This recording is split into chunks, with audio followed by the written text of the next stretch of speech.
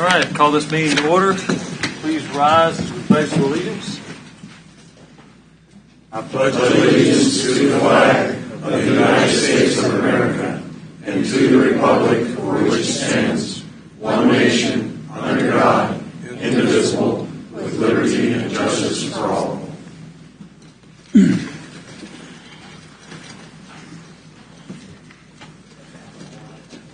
Well, good evening, fellow commissioners. Let me call roll real quick. It's on. Is it not on? Y'all can hear me, right? You've been around those table saws too long.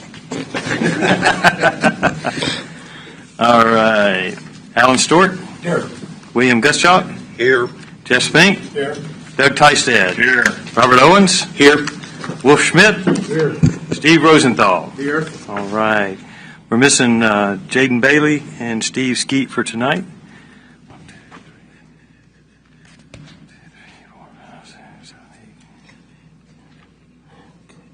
All right.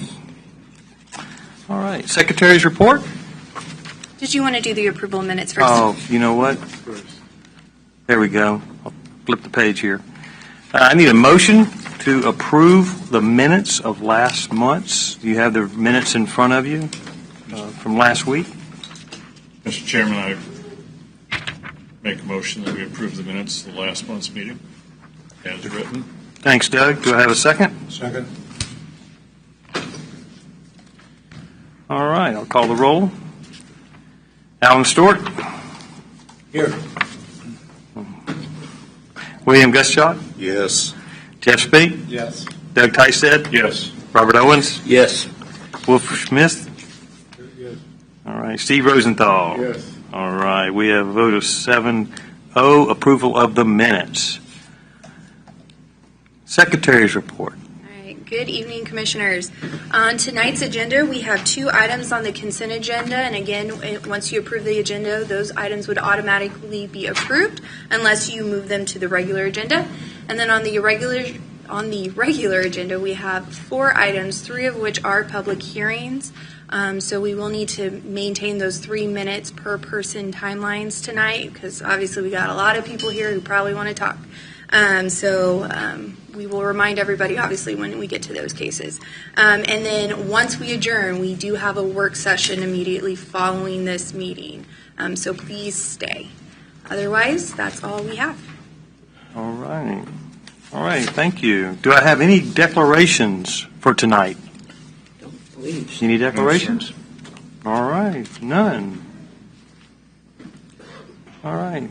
With that, do I have a motion for approval of agenda? So moved.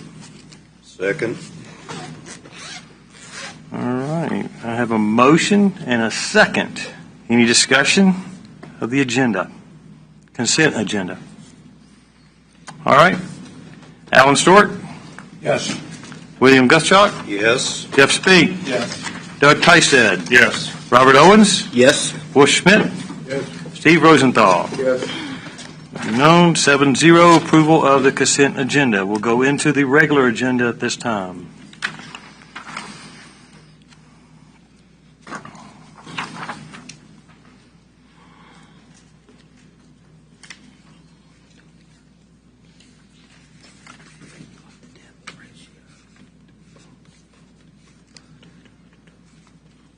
It's not right. Give me just a second as I get this book in order here.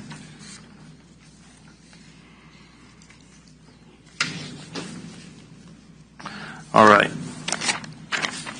The Leavenworth County Planning Commission will now hear case DEV 24-022, lot split, exception for Lot 1, Doan Acres, as outlined in public and posted agenda. This is not a public hearing item. Planning and staff will now give a staff report. All right. Good evening, gentlemen. The first case before you tonight is case DEV 24-022. It's an exception from the zoning and subdivision regulations of Article 50, Section 40.3I. And that's the lot depth to lot width ratio. Current zoning for this property is RR 2.5, and it's 3 units per acre for the future land use. The property is Lot 1 of Doan Acres, which is located along Highway 5 or Wolcott Road, also known as 0000 Wolcott Road. With this request being along Highway 5, KDOT has approved a shared access at the southern point of this lot based off of correspondence when the Doan Acres plot was approved late last year. Staff's only recommendation would be to show the shared access across both of the proposed lots. Analysis of the requested exception is based upon 3 factors, and staff's analysis of those factors can be viewed in your staff report. The applicant's agent is also here to answer any questions you may have. With that being said, I'm subject to any of your questions. Questions for staff? I'm just, you had mentioned a cross section or a cross lot access. It's not shown here, is that correct? That is correct, sir. So the access is, if you look on your screens, you can kind of see it down at the bottom corner. What we're recommending is to extend that access to where they can go up to, was it track A that's up on there? So that way we can see it up on there. And is that contingent on our approval, or is that just your recommendation? That's just our recommendation, sir. And does it need to be a part of our approval or not? It does not. Okay, thank you. Any other questions for the staff? Okay. Does the applicant wish to speak? No? Okay. All right. Is there any other additional information to be presented? No, sir. Okay. Are there questions or comments from the members of the commission? None? Okay. I mean, it was pretty well laid out. The staff did a great job putting our entire packet together there for us. I appreciate that. All right. Well, at this time, I'll entertain a motion to approve the exception for case DEV 24-022 lot split exception for Lot 1 Doan, D-O-A-N-E acres as outlined in our posted agenda. Mr. Chairman, I'll make a motion that we approve case number DEV-24-022 as presented by staff. I second. Doug, second. All right. I have a motion and a second. Is there any discussion of the motion? All right. I'll call the roll. Alan Stewart. Yes. William Gutschalk. Yes. Jeff Spink. Yes. Doug Tysted. Yes. Robert Owens. Yes. Will Schmidt. Yes. And Steve Rosenthal. Yes. All right. The motion is carried by a vote of 7-0. We'll move to our next case, 9 Bravo. The Leavenworth County Planning Commission will now hear case DEV 24-013, a rezoning request from RR5 to RR 2.5 as outlined in the posted agenda. This requires a public hearing, public comment, limited to 3 minutes per person. Planning staff report. All right, before you is case DEV 24-013, which, as you mentioned, is a rezoning request to rezone the property located at 24305 Loring Road from RR5 to RR 2.5. The property is obviously zoned RR5. The future land use map has this area designated for residential 2.5 acreage, which is compatible with the RR 2.5 zoning request. Currently on the property, there is a single-family residence and agricultural structures and a commercial structure for a winery. The applicant has provided a development plan where they have identified 16 potential lots that they are looking at developing out if this rezoning request is approved.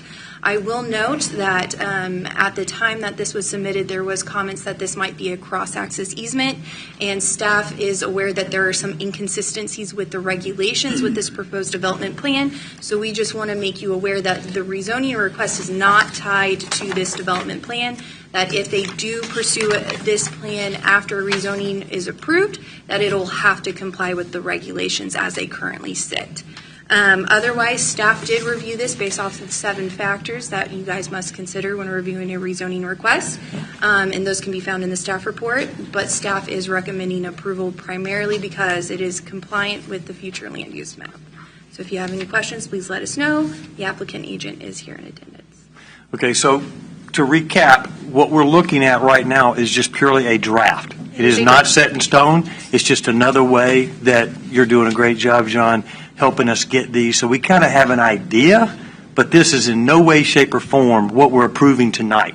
We're not approving what's in front of you laid out in plots. What we're approving or disapproving, what's on the floor is The rezone. the rezoning of it. Yep. This is purely just to kind of give us an idea. This could Right. change drastically It based could. on whatever happens tonight and whatever happens to the county commissioners to their It level. could possibly, but to reiterate, anything that they present to you at a later date through a plating process or anything else would have to comply with our regulations. Right. Or else they would have to get approval through another means. Right. Okay. Thank you. Upon opening this, let me first ask. Commissioners, any questions for staff? I have one. Before, and I don't know if it's still in our regulations or not, on a subdivision, especially one this size, on a gravel road, the applicant had to hard surface the gravel road until the next hard surface road. Is that still in our regulations, and are we forcing that, or are we going to force that in the future? We did a lot of that, and we got some very good roads from that, from some developments. I know in my area, 2 roads were approved, and they're wonderful roads. They meet county standards, and the developer was more than happy to do it and did it. So Yeah, so policy has changed since then. We'd have to obviously review it based off of what current policy is. That is obviously under the Public Works Department's purview. At this time, I do not believe that is current policy.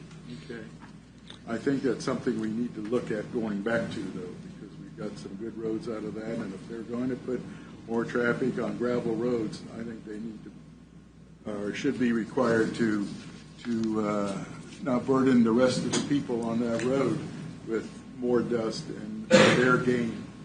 Certainly understand those comments, but again, those comments would be centered around the plating action that would take place after the one that's on the floor tonight. And But if that's not in our regulations, well, again, those discussions would happen at the plating stage, and this rezoning element is standalone. yeah, I understand that. This is just to rezone that, but if I knew that was going to be a requirement, it might make me think different about rezoning if it is or isn't going to be a requirement we're going to do in the future. Understood. I think I'm right there with you, Steve. I think if we're going to let them, we're going to keep developing all these acreages, we need to hold the developer responsible for some road improvements. And I know we're not going to be able to do it tonight, but, I mean, I'm with Steve on that. I mean, could be a no vote for me if I don't think there's a way for us to get that asphalted in the future. Well, I would say that as it relates to land use, you want to contain your decision-making to those 7 golden rules and make sure that whatever decision you make is based in those golden rules. Policy, as it relates to adjoining perimeter streets, it certainly could be a discussion topic at a future study session with the appropriate department before you to answer your questions. But again, whether that's policy or not, that is a function of plating, not necessarily land use. So the land use components must be judged by the criteria that land use is changed by, which is going to be future land use plans and those 7 criteria from a staff standpoint. I understand. Chairman, may Okay, I also so- mention, I forgot during my report, we did receive some communication from neighbors after the agenda was sent to you. They have been provided for you at your seats, so please make sure you see those as well. Yeah, yep. Saw them. Thank you. I appreciate it, staff. Mr. Chairman, may I just humor me here for a moment? I know that this is a concept plan and that it's unacceptable as it sits to the planning staff. My question really is, even if it remains RR5, and they'd have to come back with a concept plan for that. And they have in the concept plan a road, access road linking the majority of their 2.5 acre plots. You can see it on the concept plan, but it links off of that what appears to be either a traffic circle or a parking lot for a commercial property. Would something like that be acceptable as a means of getting access farther into the property? So our current regulations differ when you're talking about what type of development somebody is doing. Okay. As I mentioned, there is conversations that this might be a cross-access easement, which is a private drive development. Per the regulations, that type of development can only occur when all the lots accessing that private drive are rural residential. Okay. So that is what the regulations say, and that is what the development would have to comply with. Okay, and so even if it's stated RR5 and they subdivided and elected It would still have to comply. that would still have to comply, which would make it a lot more difficult, it appears. Okay, thank you.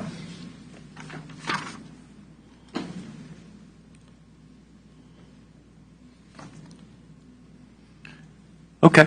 All right, these are good discussions, and I was going to say, based on these discussions, we can discuss this during our work session afterwards. I mean, we can continue that.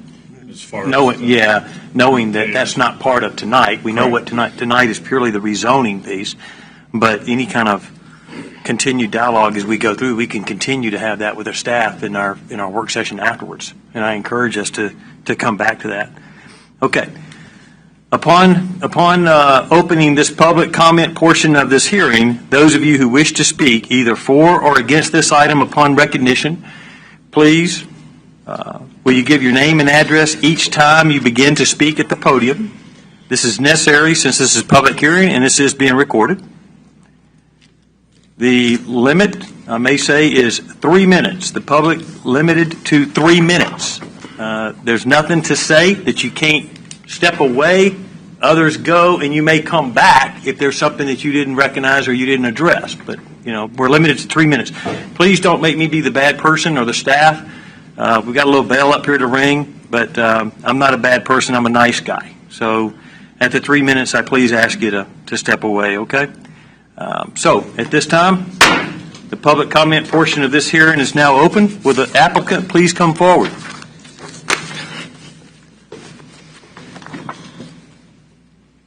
Good evening, Commissioners. Joe Herring, Herring Surveying, 315 North 5th Street. Staff covered this very well. This is just about the rezone, the land use purpose of it. It matches the future comp plan, and as per previous rezones, that's what we brought forward and gotten passed. The concept plan is just that. It has all those other questions, and look forward to discussion on those comments later this evening during the work session about the roads and improvements. That's a great time to do that. Here to answer any questions now, or if there are questions that come up after the public wants to insert their opinions up here, I can try to answer any of those also, if need be. Thank you, Joe. Thank you, Joe. All right. At this time, we will hear from those individuals present wishing to speak in favor of the request. Individuals present to speak in favor of the request. Okay? We will now hear from those individuals present wishing to speak in opposition of the request.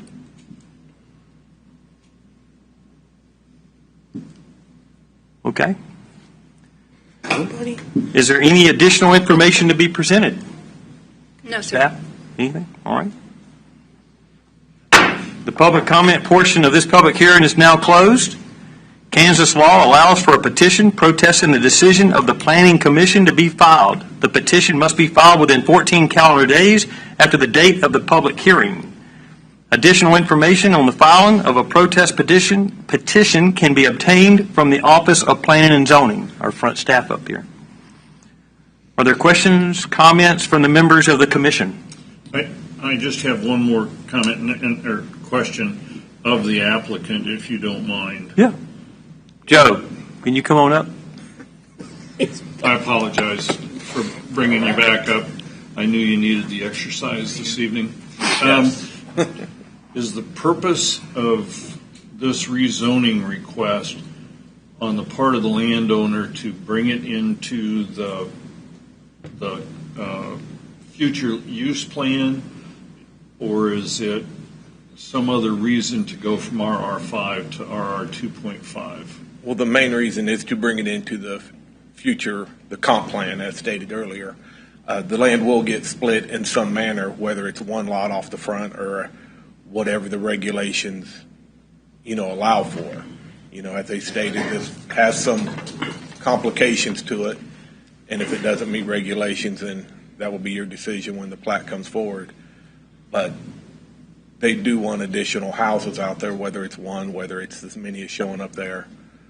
Okay. That is the reason for doing this. This is not estate planning. This Okay, is this is planning not to a state, bring- this is actual future development thoughts and plans. That there will be a plan coming back to you if this is approved for rezone. Okay, Yes, correct. thank you. You answered my question. Yeah, but that really could be a year, 5, 10, 20 years from now. I mean, there's no time on that. And it does not appear to be No. a time-sensitive Right. effort. What it appears, I was just trying to figure out, because when the applicant's agent said that they were trying to bring it into the land use, whether that was the ultimate purpose or Right. just to have it zoned that way for the future, Yeah. or whether it was to actually get in there and develop immediately. And I think we have our answer. It's not impending as we see it, but it appears that the landowner appears to want to develop on the land Sure. at some point. That's what I was trying to get at, Mr. Chairman. No, it's good. It's good. It's good. It's good. Just for clarification, the request for 2.5 acres is an agreement with the current long-range plan. Is that Correct. Land use correct? map. Correct. Land The- use So map. we're not asking current- for anything outside of it. We're in agreement with the long-range plan. The future land use map has this area identified for residential 2.5 minimum acres, which is compliant with our 2.5 zoning district. Thank you.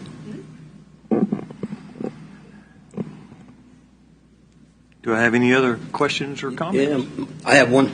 Nobody is to speak against this out there? I mean, not Well, one it's person? already closed. Okay, all right. Well, But we do have a number of letters here. yeah, It's already closed. Yeah. I mean, I couldn't make it on time because I live in Kansas City, and I didn't know about this until last minute because the way you guys send out your letters, it only notifies people within 1,000 feet, which out there is absolutely ridiculous because it affects everybody on that road, but I'm not anywhere close to 1,000 feet to that. So last minute, I got here as quick as I could. There'll be some more. Okay. Yeah, this isn't what we do here tonight on the rezoning. This is purely rezoning. What your concerns are the same concerns that many of the councilmen have brought up. The commissioners have brought up and addressed. So that's going to be a later meeting when it comes to the planning of it, what it's going to be. But this is purely a rezone only. That's all it is. Yeah, I mean, I mean, whenever you're asking those, Yeah. nobody's actually speaking speak out against it. Yeah. That's what I showed up to do. Yeah. But like I said, I have to drive all the way from Kansas City. I'm sorry. Thanks for being here, though, sir. I appreciate it. Thanks. Okay.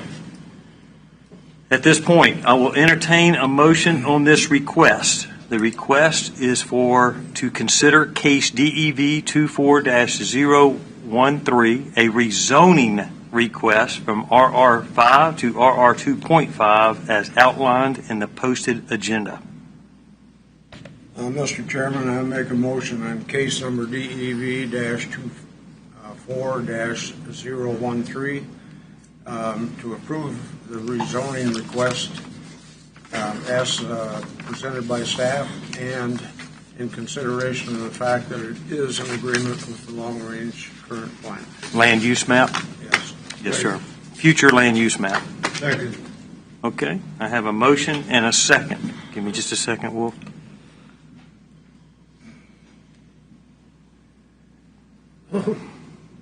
I have a motion and a second. Is there discussion? I want to talk about the factors to be considered, 4 and 6. Usually that's not going to be an issue, but we're talking about a lot of lots on a gravel road. And I think on 4 it says, extent to which removal of the restrictions will definitely affect nearby properties. I think it will affect nearby properties. 6 says relative gain in economic development, public health, safety, and welfare. I think it could affect that too. That many houses on a gravel road and like that. Now, if that changes to being a hard surface road, that would probably go away. But as it is right now, I'm not saying anything else, but I think those 2 factors could be considered as not met instead of met. Steve, I also was looking at the same thing. Okay. Well, we're not considering that at this point. We're voting on a rezone And yes, we going are. to 2.5. We're not considering what's going to happen with the plat. We are considering the factors to be considered. 7 golden factors. It is in agreement with the long-range plan at the current time. They're not asking for anything else. But we don't rubber stamp each one just because it meets the comprehensive plan if it doesn't meet all the factors. And I'm not saying we should or shouldn't pass it. I'm not saying that. But I think those 2 items are something that should be considered, honestly, as the property is now. If there was a nice hard surface road in front of it, I think that would make a difference. And I think if we all saw the stuff that is, the people on that road are concerned about the road. Okay. Well, Okay. Go ahead, Rob. Go ahead. No, go ahead. Well, in discussion of that, reading some of the letters, even if they were to develop at RR5 today, if they were to go in and develop at RR5 today, I think the golden factors would remain the same. Just doubling from it appears 16 lots to it would be 8 versus 16. I don't believe that is a golden factor enough to weigh a golden factor. That's fine. I'm not. In support of 4 and 6, or in opposition of 4 and 6? You lost me there, Doug. Well, even if we don't, it's RR5 now. And so what we're being asked to do is consider a rezone which would add, according to their concept plan, Right. which would add approximately, it could add 15, up 16 to, lots, something. well, Yeah. but only up to 8 additional lots, Right. based on how they would have to Right. to situate everything. Right. And so, Steve's comment about detrimentally affect nearby property, I don't, with the discussion that I've seen in the letters from in opposition, A lot of it focuses on traffic on Loring Road. And so, yes, you're increasing traffic, but I don't think to the detriment that we would be talking, that would cause me concern. Okay. That's what I'm trying to say there. All right. These are valid points. These are valid discussions. But once again, and I do approve. I mean, I totally adhere to what you're saying, Steve. I mean, you're right. But we can't project and vote towards something that could or could never be. This is purely a draft concept.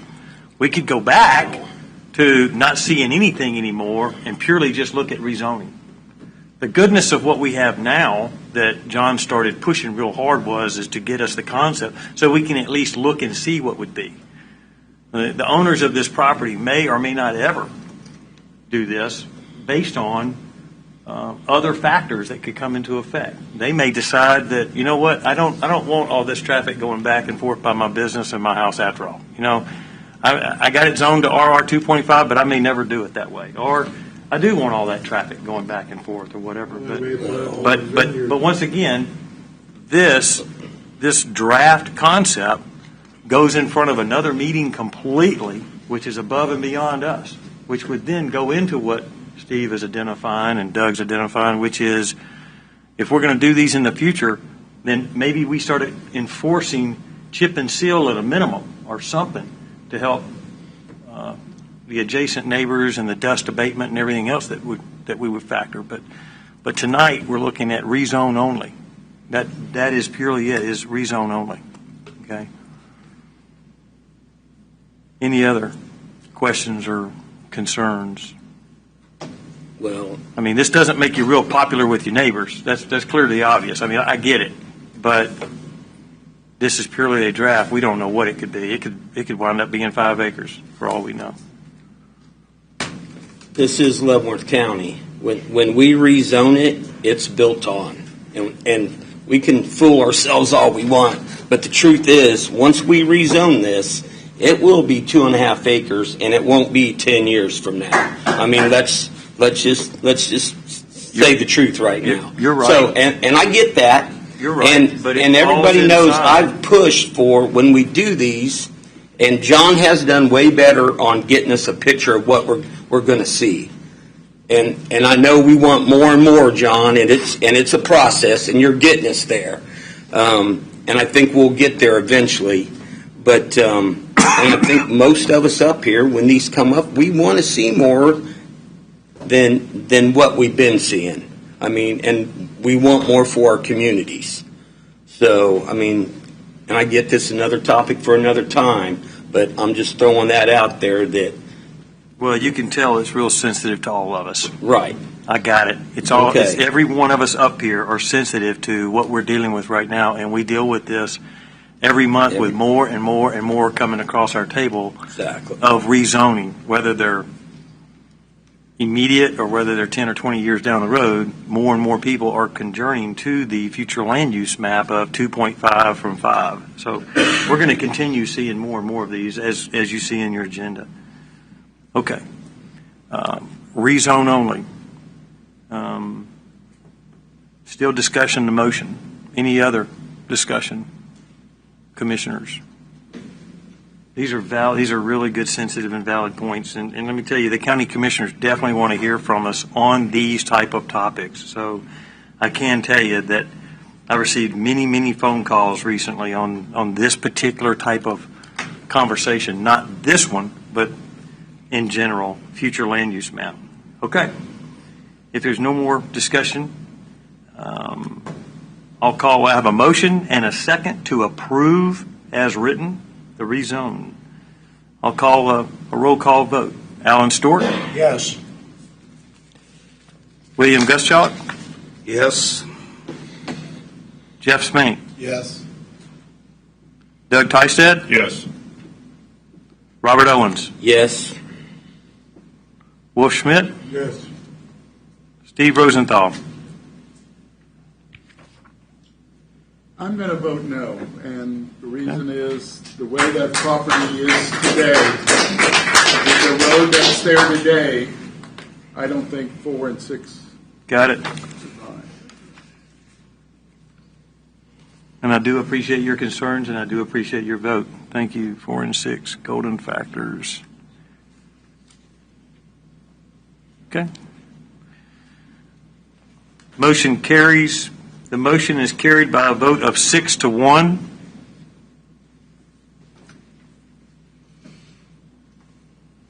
The Board of County Commissioners will consider this item no earlier than May 1st, 2024 meeting. The commission agenda is posted on the Leavenworth County website and is available for public viewing. All right. Go to 9 Charlie on your agenda packet. The Leavenworth County Planning Commission will now consider case DEV 24-024, a rezoning request from RR5 to RR2.5 as outlined in the posted agenda. This requires a public hearing. Public comment limit to 3 minutes per person. Planning staff report. All right. Next case is case DEV 24-024. This is a rezoning request of the properties located at 22482 and 22552 163rd Street. The request to rezone is from RR5 to RR2.5. The properties are identified as 3 units per acre based off of the future land use map of the comprehensive plan. The properties are comprised of 2 parcels. There are 2 existing houses on the parcels.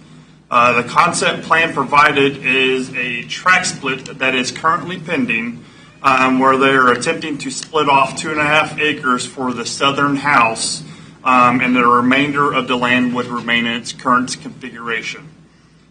Staff reviewed the request based off the 7 golden factors, which are considered during a rezoning request. Analysis of those factors can be found in your staff report. Staff would normally recommend denial of a request that does not conform with the future land use. However, the staff is recommending approval for the following reasons. The request is less dense than what the future land use future land use is designated as, and the nearest city is more than 2 miles away, making the extension of sanitary sewer unlikely, which is necessary for the 3 units per acre designation.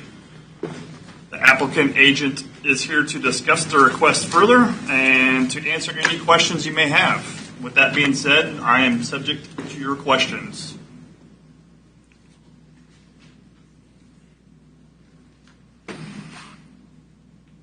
Commissioners, question of the staff? Okay. All right. Thank you. Appreciate it. Thanks a lot. Okay, upon opening this public comment portion of the hearing, those of you who wish to speak either for or against this item upon recognition will give your name and address each time you begin to speak. This is necessary since this is a public hearing is being recorded. We're limited to 3 minutes per person. The public comment portion of this hearing is now open. Will the applicant please come forward?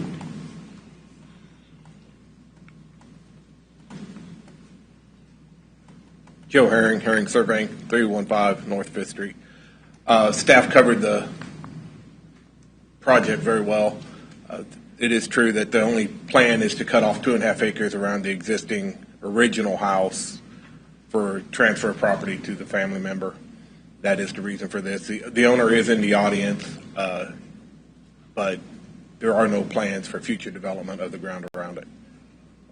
Here to answer any questions. Thank you. Any questions? I don't think so. Okay. All right. Thanks, Joe. Appreciate it. We knew we'd get you up here tonight. Don't get too comfortable back there. Okay. All right. We will now hear from those individuals present wishing to speak in favor of this request. in favor of this request? Okay. We will now hear from those individuals present wishing to speak in opposition of this request.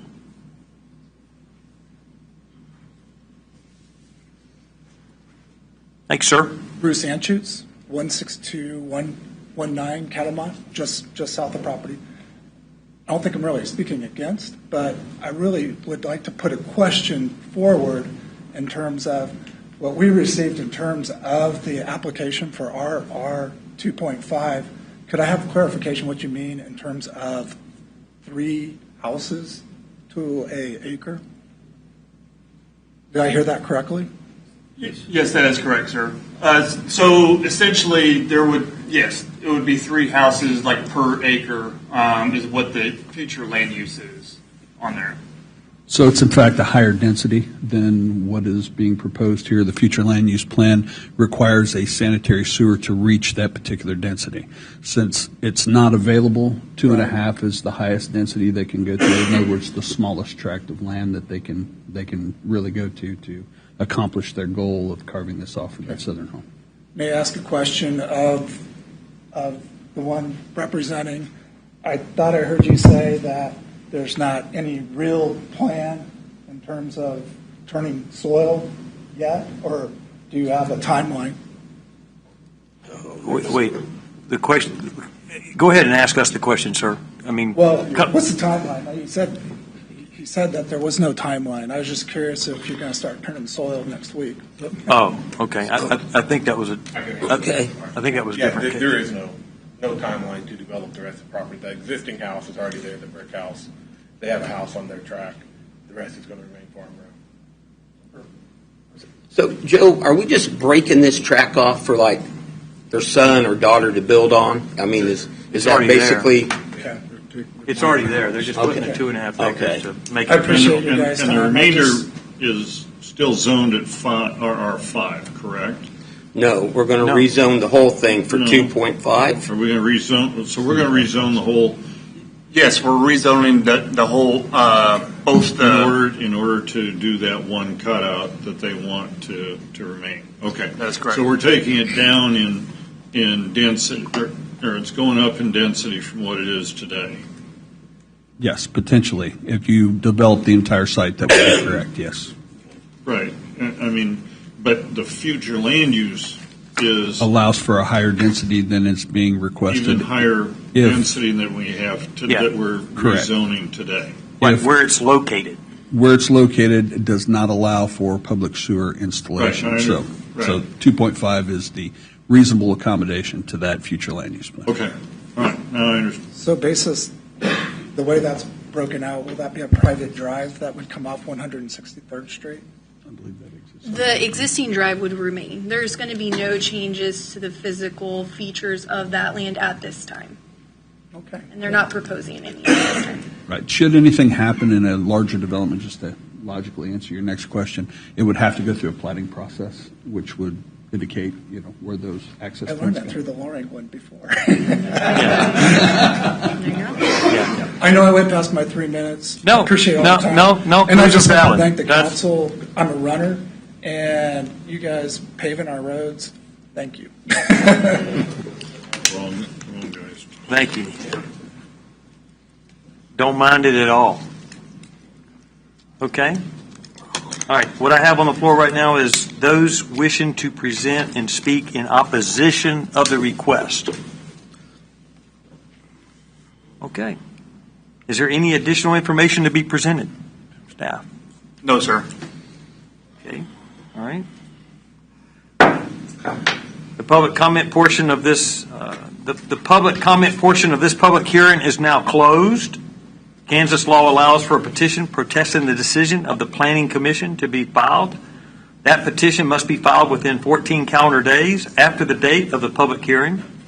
Additional information on the filing of a protest petition can be obtained from the Office of Planning and Zoning. Are there any questions or comments from the members of the commission at this time? I think I already cleared that up. Yeah, that's good. Yeah, I'm glad he came up and asked the question. Thanks again, sir. Appreciate it. That's why we're here. All right. Well, if that's the case, then I will entertain a motion on this request. The motion is to consider case DEV 24-024, a rezoning request from RR5 to RR 2.5 as outlined in the posted agenda.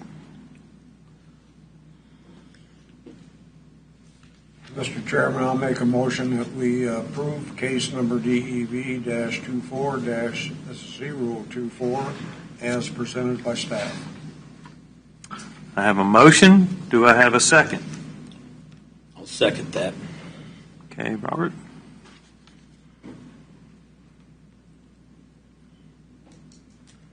Is there discussion? I have a motion and a second. Do I have discussion on the floor from the commissioners? Okay. All right. I'll call roll. Alan Stewart? Yes. William Guschock? Yes. Jeff Spink? Yes. Doug Tystad? Yes. Robert Owens? Yes. Wolf Schmidt? Yes. Steve Rosenthal? Yes. The motion is carried by a vote of 7-0. The Board of County Commissioners will consider this item no earlier than May 1, 2024 in its meeting. The Commission agenda is posted on the Leavenworth County website and is available for public viewing. We'll go to 9 Delta on your agenda at this time. Agenda item 9 Delta. The Leavenworth County Planning Commission will now consider the 2024 Comprehensive Plan Annual Review as outlined in the posted agenda. This requires a public hearing. Public comment limited to 3 minutes per person. Planning staff report. All right. Good evening again.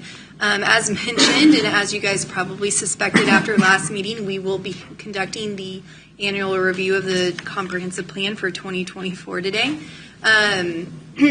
As we discussed at the work session at the last meeting, we have made some changes to how we are presenting this year.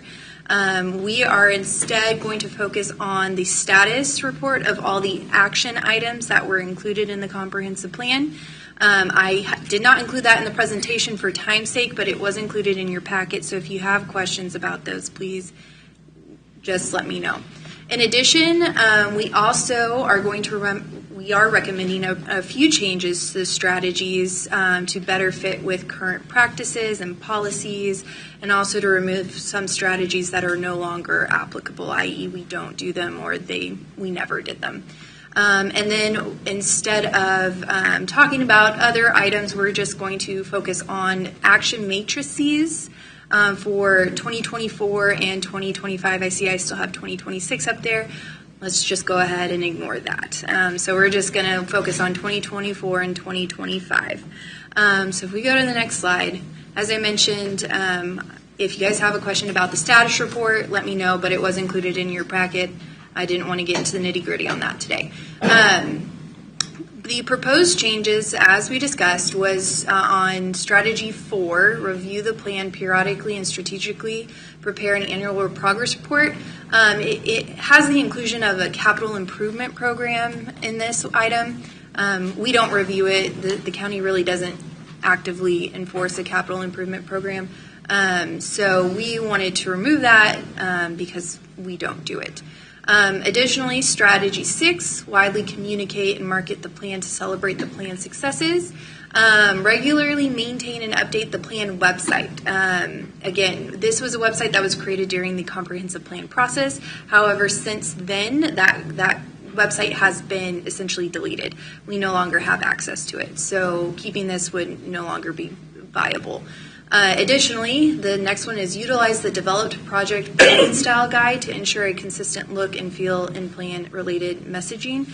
We actually did not receive a style guide. We will do our best to make it streamlined with the comprehensive plan, but since we do not have that style guide, obviously we recommend removing that strategy because we cannot comply with it. The next set of changes has to do with economic development. So strategy 4 under land use and economic development talks about different strategies that are focused on economic development. At the time the comprehensive plan was written, we did not have an economic development director. We have since obviously created that position, and it is now it now has a person in that position. So we are recommending removing planning and zoning as the task owner of those strategies, and replacing them with economic development, as in they are the correct person to be overseeing these strategies. And as you can see, that applies to all of those on this page. Planning and zoning obviously can play a role in these strategies. However, it will be at the invitation of the economic development director. And I had a question about that as I read through this. The task owner is obviously economic development, and the county administrator is in there, but it's task owner and participants.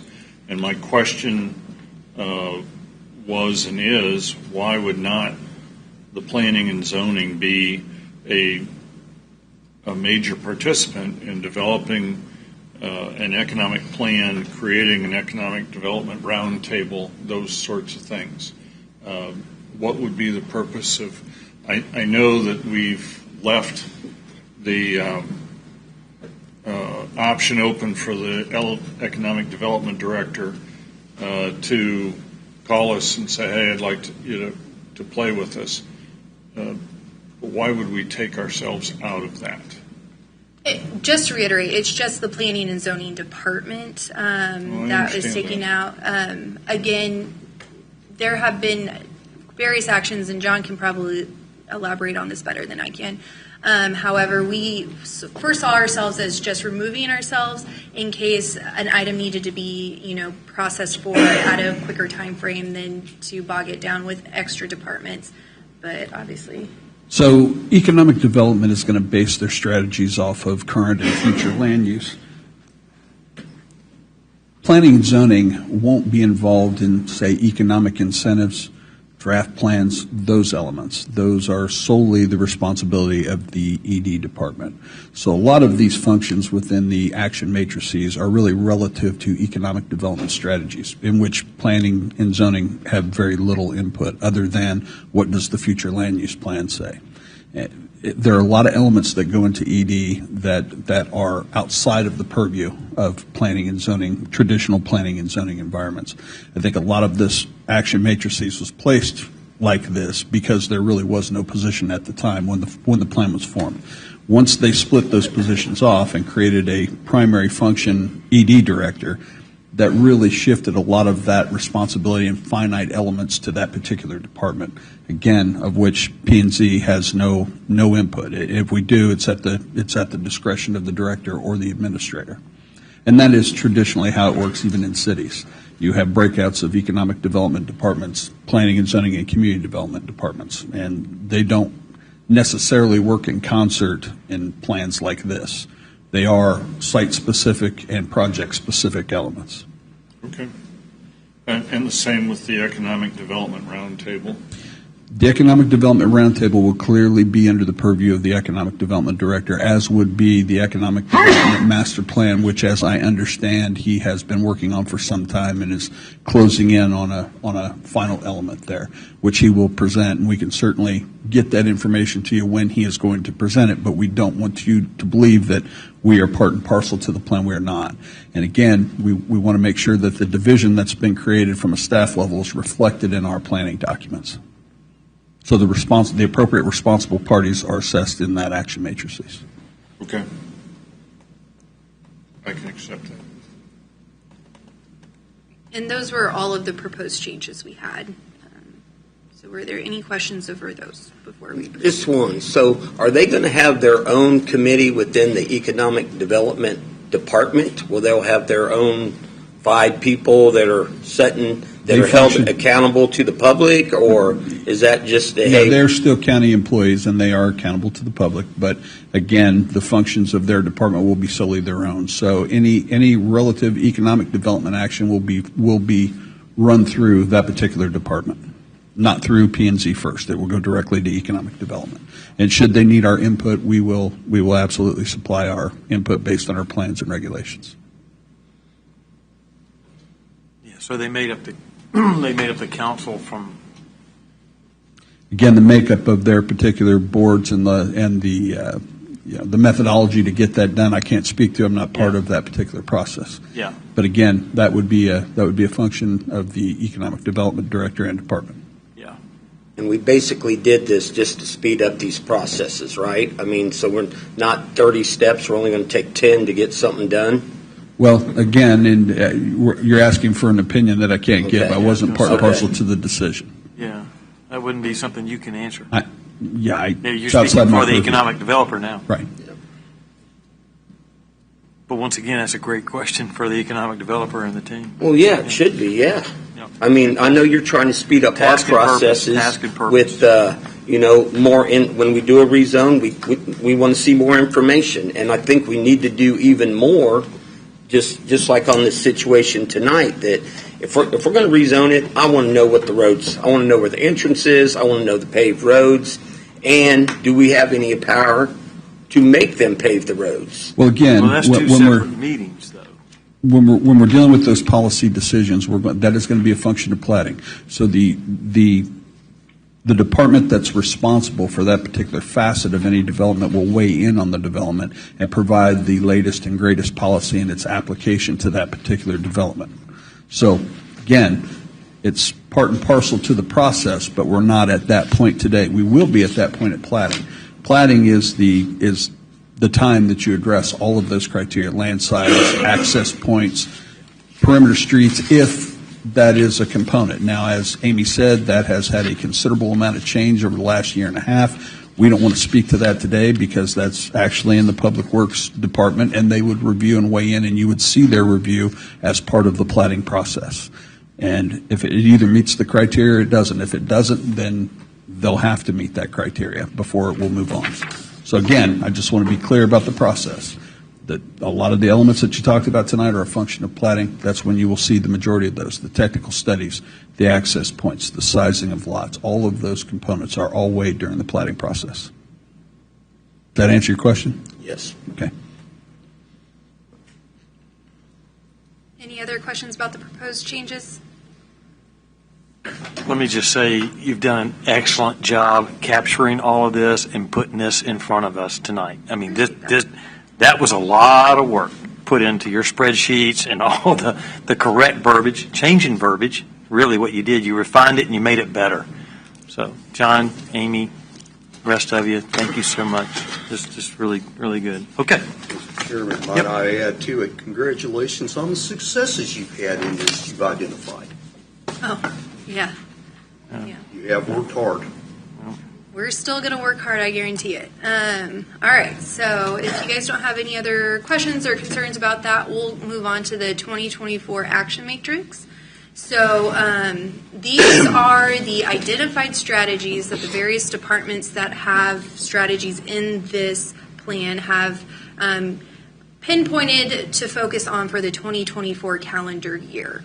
There are a number of them, so we can go through them one by one, but I personally would just like to focus on a few key ones.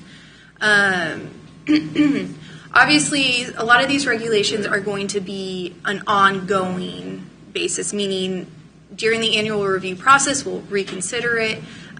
So when that has occurred, obviously you'll see on the proposed action, it's either going to be an annual review or an ongoing item. So you're going to see these regularly. But some of the things that we have focused on for this year is 1.5, 3 down from the bottom, conduct a work session with the Planning Commission and County Commission to educate them on the findings and recommendations of the plan. As leadership changes, prepare a key takeaways document for easy reference after the presentation. That is what the strategy says. What our recommendation for that strategy and implementation of it would be to identify the newly elected or appointed officials and then prepare them an orientation packet. Trying to get you guys together on a regular basis can be somewhat difficult, and we don't want to have somebody wait 7-8 months until that comes down the road. Meanwhile, they're trying to make decisions on items that they don't know how to do that without the appropriate information that they need. So that is what we're proposing to do for that action item this year. The bottom one, draft a summary document that includes key recommendations from the plan that can be distributed to residents, developers, businesses, and other interested parties. Obviously, a lot of people have questions when they get that notice in the news or in the mail from us about a rezoning or something. So what we're proposing to do is present or develop a 10 bullet point list identifying a lot of the same questions we receive from the general public on a regular basis, and make that readily available to them either through the website or when somebody calls us, we can email it to them. And hopefully that can address a lot of their questions before they have to come down here and ask these questions time and time again.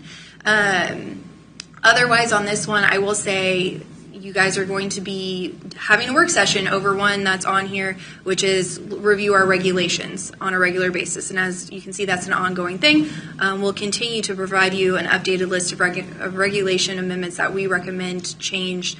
Obviously, that's going to be in work later today. If you go to the next slide. Can I just one comment before we move on? What you were really saying on the last 1.5 is a frequently asked questions, it appears to me. Most rezonings and platting actions will have a series of normally 10 questions that are repetitive regardless of submittal. And our intention is to provide a baseline of information for any person that would be part and parcel to any of those particular actions and make it widely available through the website or, as you said, to email. Again, simply the questions that are generic and repetitive. Obviously, each development is going to be site-specific and have elements that are going to be, outside of that norm. But yes, boiling it down to 10 bullet points that will answer a lot of questions. It will at least give a base of knowledge to come to the meeting and ask questions that are pertinent to that development. Frequently asked questions list. Yes, sir. Okay. Yes. But they are I don't traditionally mean to be the same. obtuse. I'm just saying that, I looked at that 10 bullet point list as I was reviewing this prior to coming, and I kept going, what is a 10 bullet point list? Something I had never heard of before. So I'm now educated. I'm good. That number came from me. So. Okay. Oh, hey, I got it. Okay, I'm sorry. Move on. No problem. The next one is going to be the second one on this list. Create a tiered review and approval system for special uses within the county with different categories of special uses dependent on their scale, use, and potential impact on the health, safety, welfare, and property values of surrounding properties, using page 81 of this plan as a guide. Again, we'll discuss that later today, but we're proposing to create a tier system within our special use permits to referring back to page 81 of the plan, and we'll discuss that more in depth. But obviously, we are bringing that to you this year. In addition, something we've added is expansion of our home occupation licenses to also hopefully accomplish some of the goals of that strategy. So then the next one, integrate the land evaluation component of the land evaluation and site assessment system into the special use permit review process as filled out in the county zoning and subdivision regulations to identify areas of land and protect the most productive farmland. The LISA system is a system that is a federally wide system that is really meant to be curtailed down to your individual community. So what we're recommending to do is to look at that and then develop local field criteria that meshes well with our community and our concerns, which we would implement as part of our review process for special use permits and most likely subdivisions as well. One of those items will again be discussed later today, but that is also on our list of things to do this year. Let's see, and then update the county zoning and subdivision regulations to to include graphic examples and descriptive text that illustrates conservation design principles. Hopefully this is something we can get to this year. Obviously it depends on how well the other projects go, but it is something that we've discussed in the department, and that is creating some sort of design guidelines.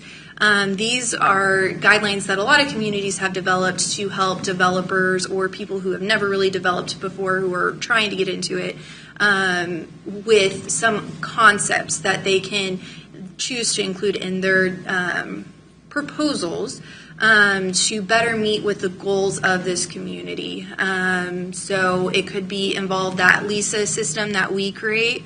It could involve the concept plans and all of that we are now requiring as part of rezones, but just somewhat of a how-to guide for people to take what's in our regulations but drill it down to a smaller book that they can look at and better understand what we're asking them to do.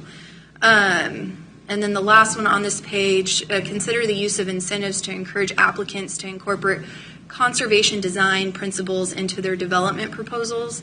Again, that would go back to the development plan criteria, which we've been working on, as well as identifying potential projects that would benefit from a PUD type development, which you guys have now seen a PUD before, but creating some good principles for a planned unit development when it is warranted.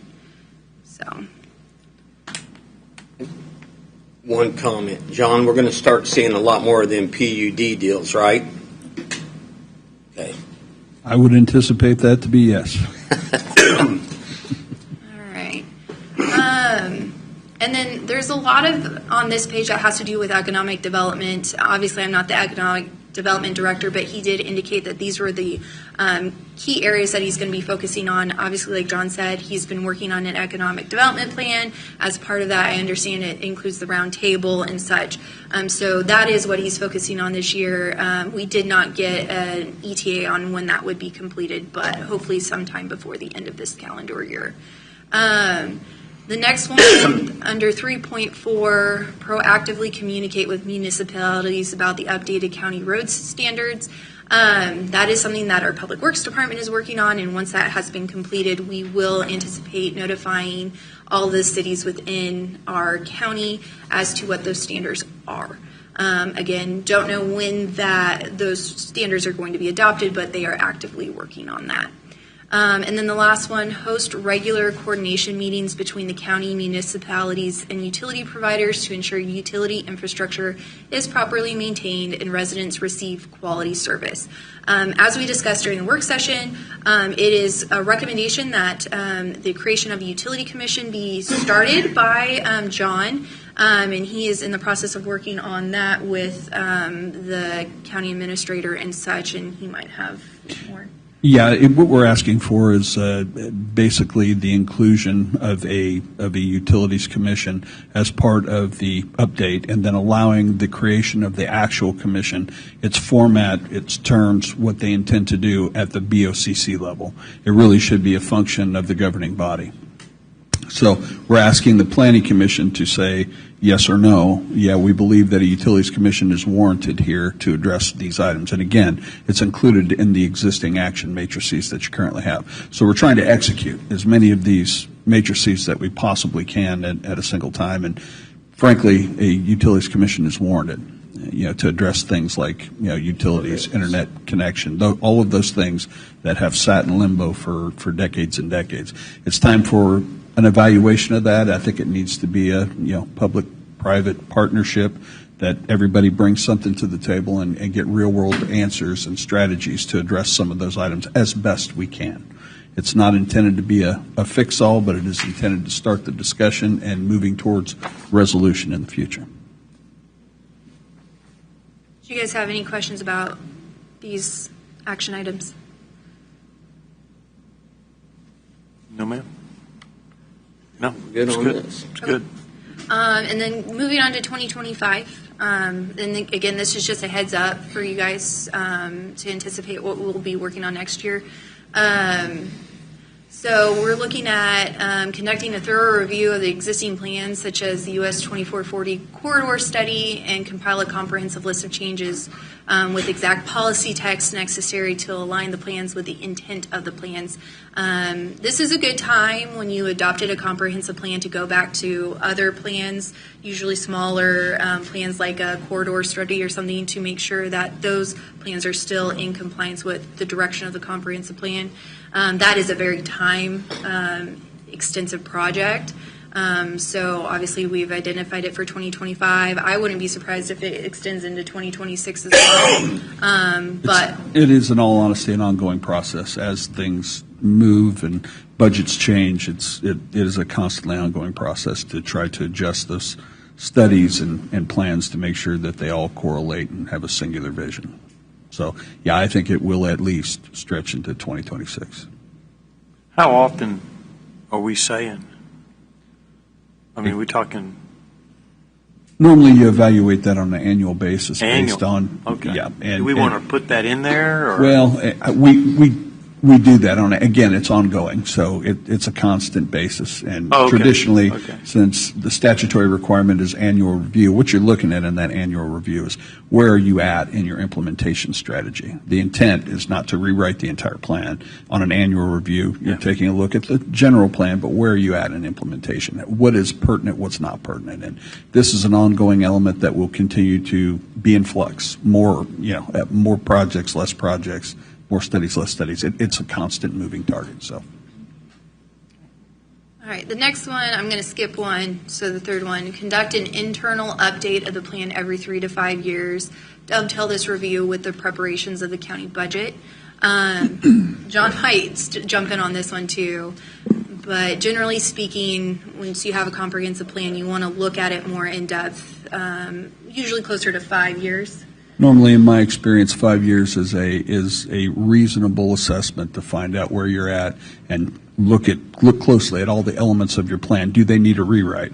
In my view, a comprehensive plan has a life cycle of 5 to 10 years. Outside of that, it needs an absolute rewrite. So you probably won't hear me say we need to come in and take a look at every element in depth unless there are development trends that are drastically changing the plan. Yeah, that's what I was going to say. If there Something are, drastically. if there's a drastic change, say a huge employer comes in and changes everything, then it is entirely possible that we weigh that plan or we create sub-planning areas to accommodate that particular use. If it's a county-wide change, then you address the entire plan. If it's specific to a site, you may approach that in a number of different ways. My favorite way to address that is a sub-planning area because it's specific to the elements of that particular site. Okay. So you won't see me in for a major change unless development trends change or you have a big impacting development. And to dovetail on that one, the next one, gather demographic and market insights. That usually runs hand in hand when you're looking at and reviewing your comprehensive plan and or other plans more extensively. And then that next one, identify critical participants, including public, private, nonprofit partners in the economic roundtable. The EcoDevo director obviously felt that based off his workload, he wouldn't be able to get to this specific one until 2025.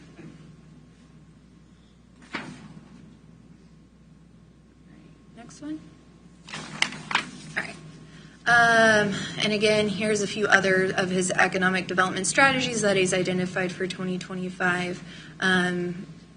Primarily based off the fact that he needs to do the plan first before he can accomplish a lot of these strategies. The third one, allocate funding for a transportation master plan in the county's upcoming budget cycle. Obviously, the transportation plan has been talked about a lot. It was not included in the original comprehensive plan, but I will say a lot of the functions or information that is usually found in a transportation plan was included, but it does need to be wrapped up tight into a prepackaged known as the transportation plan. So what we're proposing is that we begin requesting in the budget cycle for a transportation plan to be created in 2025. So the actual transportation plan wouldn't likely be to occur until 2026 or after. But I know that is a question you guys have come up with recently and a few times in the past. So We just wanted to make you aware it is on our list of to do, but we do need to budget for it first.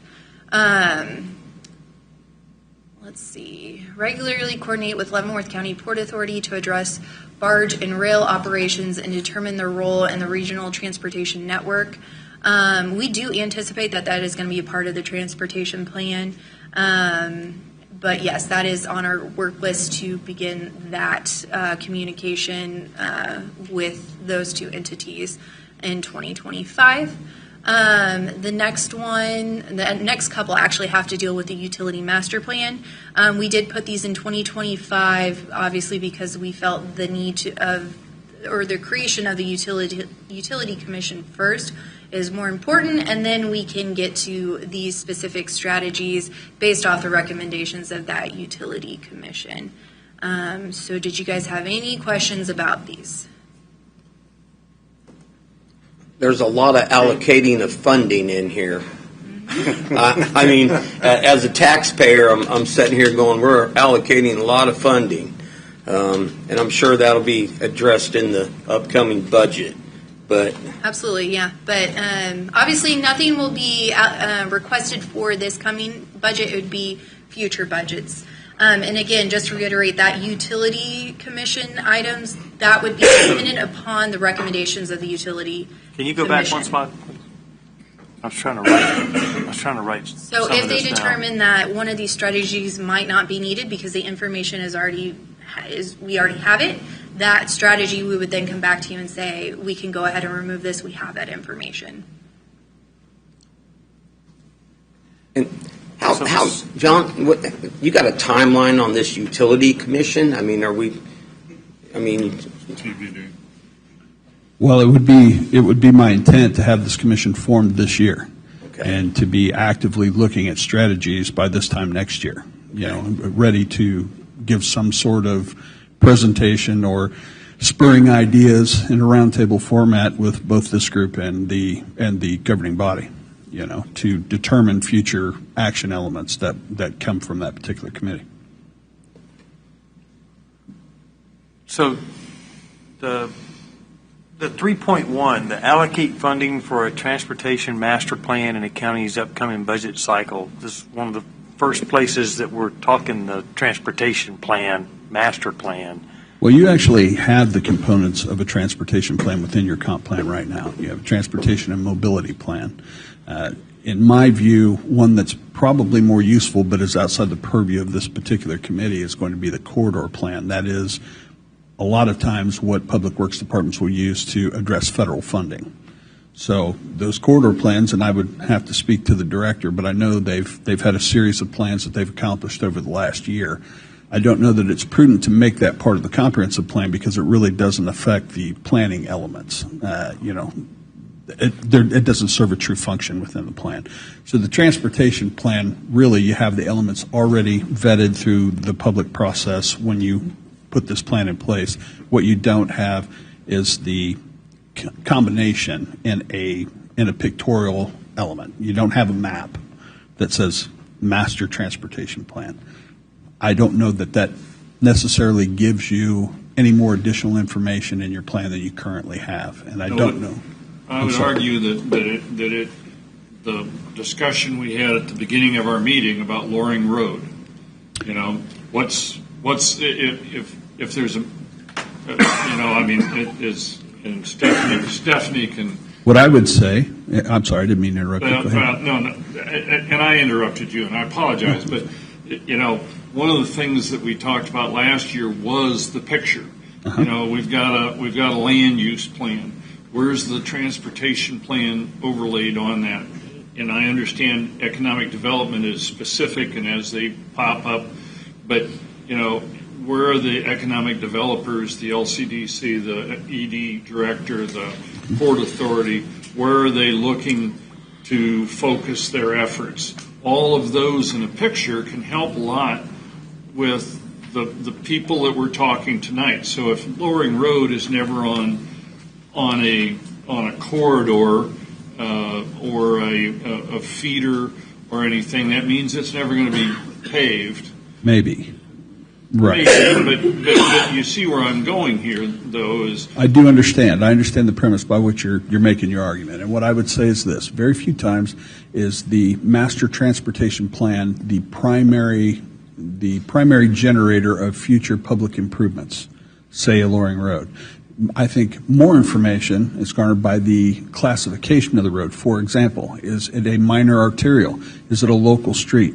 If it's a local street, then economic development is probably not touching that particular corridor because it doesn't meet their criteria with either traffic counts or the ability to handle large truck traffic. What's the surface type? That is a different discussion than a residential subdivision. Right. And perimeter street fees is a different discussion than internal subdivision roads. So we can have all of those discussions. I think a classification of roadway, which we actually have those maps and plans right now, we could incorporate that into a comprehensive plan relatively easily, and it would serve the purpose that you're talking about. Using the information that you currently have, making a map, I think we can work with GIS to do that, and we plan to do that in-house. okay. But I don't want you to believe that we're creating a new transportation. We're not. We're using the information that you currently have and putting it in a map form. And a picture tells 1,000 words. Yes, sir. I mean, so, and Stephanie can verify that. I beat her up last week because I was asking about the County Road 30, which kind of popped up in the news recently that we're spending a lot of money. We got a grant for it. We got a federal grant. There's going to be some state money. The county is now going to have to allocate some very specific funding to it. And as I looked at County Road 30, I said, how is that affecting both economic development and land planning use? Because, that's out there in the RR5 area. So why are we spending limited funds to focus on that piece of road when we should be looking at other pieces of road? And quite frankly, I suspect the answer is they got to the county commission, the folks along that, and well, quite frankly, the funding elements of all of those transportation projects are going to be, or the permission to do those are going to occur at the BOCC. And those are based on singular studies and a lot of times grant opportunities, what federal funding is available. Where's it located within the MPO? Is it an urbanized area? If it is, well, you can't get federal funding for that. You're going to have to go through MARC to get that. The criteria for MARC and federal criteria are completely and polarly different. We're more eligible for one than we are the other. So again, it really has a lot to do with policy more so than a theoretical plan, and opportunity, and whether you can meet the match. Where's your, what's your budget authority to get that done? Now, we have an exceptional public works director who has been able to get a load of grants and get a ton of money for this county. If he continues to do that, it's going to be a different place. And I guess I'm not arguing against it. I'm just, as a planner and a zoner, I'm trying to see why we focused resources on that particular area as opposed to other areas, such as a Loring Road. Sure, and I understand. I guess that I would say that not all of those decisions are necessarily current land use decisions. Someone may see something further down the road than even your plan may call for, and there may be cooperation. I don't know. I'm not part of that decision-making process.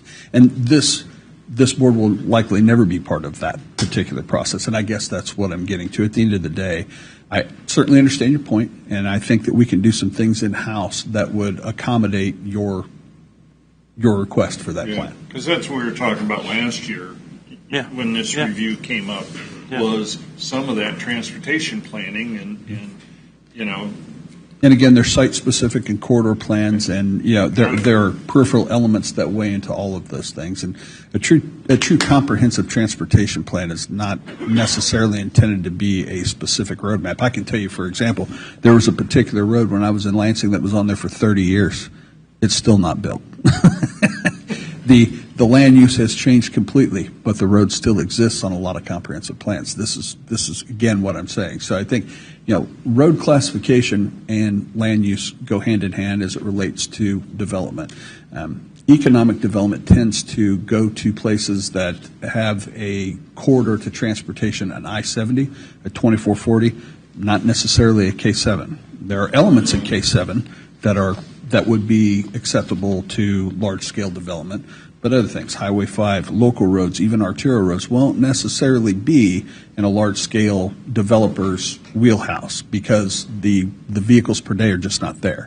If you're not hitting 25,000 cars per day, that rules out a lot of retail and a lot of commercial development. So Tom Cole, the Economic Development Director, has his work cut out for him, but he's a good man and does an exceptional job. So, again, I think if we go back and do something in-house that relates both the classification of the road and proximity land use, I think it accomplishes the goal that you want to meet. And I think we can do that without going to a consultant to make that happen. We're going to attempt to do that in-house. Okay. All right. Any other questions on this slide? You have lost complete control of us. We are just tons of questions. There's a lot of information. A lot of dialogue here. Get us back on track. All right. Okay. So as we discussed during our work session, we have prioritized our top 3 that staff has identified. Obviously, we're going to work on first. Not that we're not going to do any of the other items identified in the 2024 matrix. But the top 3 is the special use permit tiers, the home occupation license expansion, and then the Utilities Commission. The first 2, we're going to talk a little bit more in depth at our work session later today. And then, as John said, the Utilities Commission is going to be an ongoing thing with the anticipated completion, or at least formation, by the end of this year. All right, and then the quick timeline. Obviously, we're going to do our Planning Commission is today, the public hearing. Based off of your recommendation, we will take this to the County Commission hopefully by May 1st. And if they recommend or approve our recommendations and or your recommendations, we will begin the implementation process starting in May. So any questions about that? So what you're going to see from now on, at least while I'm here, you're going to see on an annual basis policy review, which you've heard about multiple times.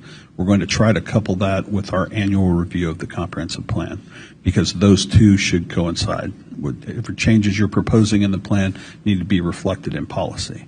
So that's the intent. We're going to go through an annual review of both policy and plan, typically in the first quarter of the year, every year from this point on, as opposed to reviewing policy periodically throughout the year and changing it piecemeal. I don't believe that's the best way to go.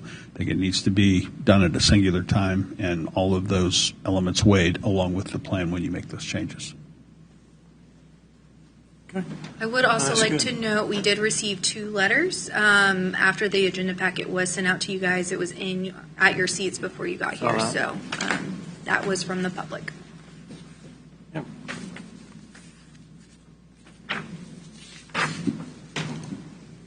I like it when we get the letters from the public. That means somebody's actually looking and paying attention and, Somebody is, yeah. giving feedback. I like feedback. Whether it's negative or positive, I like it. It's the only way I know. But actually, I like both. So I like positive and negative. Okay. All right. Is that it? That's all. Okay. So I'll be real careful next time when I ask staff planning, give a staff report. That was 45 minutes later. That's We're still okay. in the staff That's report all at right. 45 Sorry. minutes. I'm like, okay. I'm just picking at Try and keep you. it short. You're doing great. Thank you. Okay, so that was the staff report. Upon opening this public comment, public portion of this hearing, those of you who wish to speak either for or against this item upon recognition, please give your name and address each time you begin to speak at the podium. This is necessary since this public hearing is being recorded. The public comment portion of this hearing is now open. We will hear from those individuals present wishing to speak in favor of this request. And being that we've gone through this for the length of time, I'm going to regurgitate. How about that? I'm going to restate what this item on the floor is. The Leavenworth County Planning Commission will now consider the 2024 Comprehensive Plan Annual Review as outlined in the posted agenda and as just covered and presented. With that, we'll hear from those individuals present wishing to speak in favor of this request.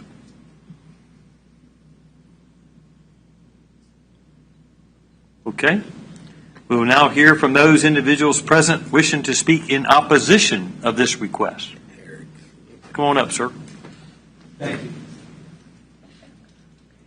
Good evening. I'm Eric Millen from Easton Township. Thank you all for serving without pay, as I understand it. Some of you really refute the idea that we have to pay high salaries to get good representation. So thank you.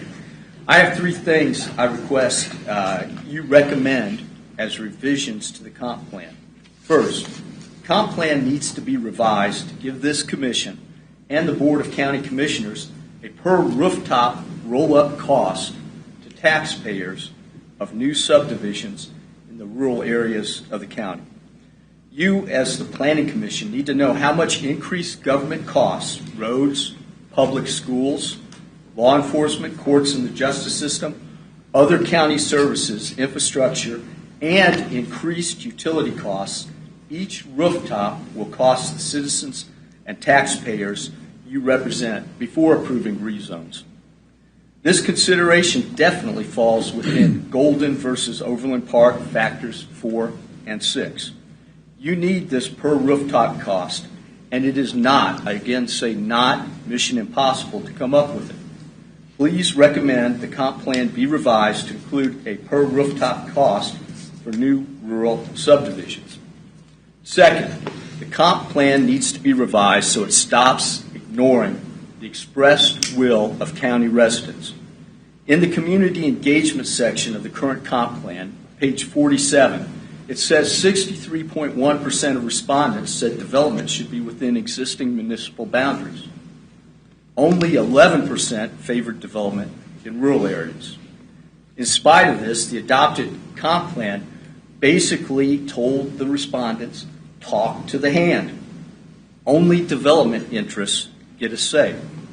And the adopted plan basically downzoned everywhere along paved roads to RR 2.5.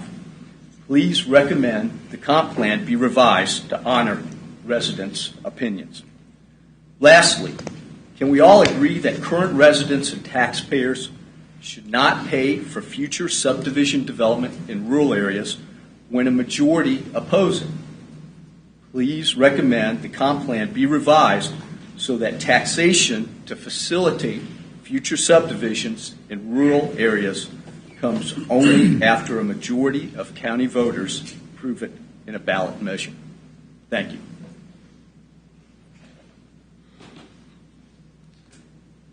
Thank you, sir.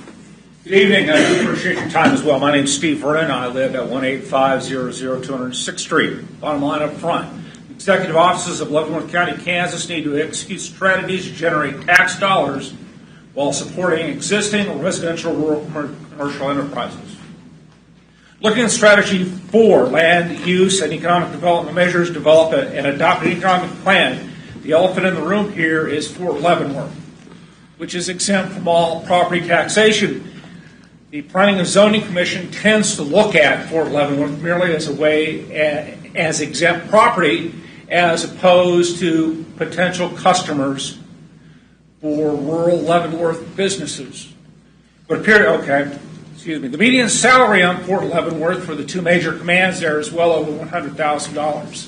Which, if you take a look at the comprehensive plan, the median salary within Leavenworth County, is well underneath that. So to ignore that potential source of customers for rural businesses within Leavenworth County doesn't make sense. Okay, the military school semester begins, as it does everywhere, in the beginning of September. That's when most of the new residents at Fort Leavenworth arrive for their new tour of duty, as well as to attend college at the fort. To welcome new arrivals on the post, twice a year the post has a post activities information and registration day pair. It costs approximately $250 to attend that Pair Day ceremony, but right now Leavenworth County does not send any representatives there to represent the rural businesses that I'm talking about. Okay, coming back to Leavenworth County Comprehensive Plan. In front of your desk, there should be a brief paragraph that would add Fort Leavenworth as an urban entity within the county. So again, the economic development can look at Fort Leavenworth as a potential source of customers for Leavenworth County businesses. Okay, Leavenworth services do have an impact on the fort. Having worked on Fort Leavenworth for approximately 28 years, I've seen EMT vehicles on that post on many occasions. Furthermore, an officer was recalled from a combat tour of duty to Fort Leavenworth to get divorced, and the Leavenworth County Family Court judge awarded his home to his soon-to-be ex-wife and her live-in boyfriend. Other considerations relating to the Leavenworth Comp Plan on page 50, the majority of the residents surveyed indicate that they live in the county because of a rural atmosphere. As you look at the continual use of 2.5-acre developments within the county, that in essence destroys the rural atmosphere within the county. With residential... Hey, sir, we're out of time. We're out of time. If I can continue later. Yep, yes, sir. Yes, sir. Can we comment on that? Yeah, absolutely. Okay. You've got questions for him. I do have one question for you, sir. Absolutely. We're in a public hearing. Have you talked to your state legislators about a program called the Pilot Program for Fort Leavenworth? Payment in lieu of taxes. Talk to your state legislators because they vote it down every year. Okay? As a taxpayer in Leavenworth County, I hope they do, because that's merely the amount of money that the county requires is going to remain the same. And if you exempt businesses that compete with folks on Fort Leavenworth, that means my taxes are going up. Hey, but don't leave yet. I just want to make sure. You misunderstood my question. Okay, my question and answer. Fort Leavenworth pays zero tax dollars to the county. Basically, and I'm not sure on this number, I'd have to ask somebody else, about 52% of our county is tax exempt, Fort Leavenworth being one of them.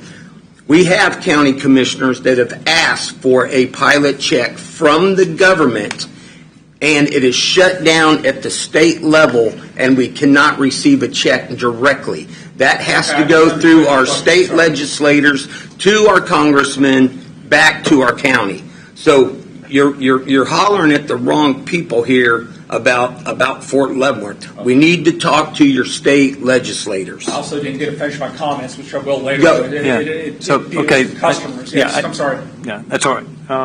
And thanks, Robert. Well, I want to go back to the first question you had. I want to make sure I understand.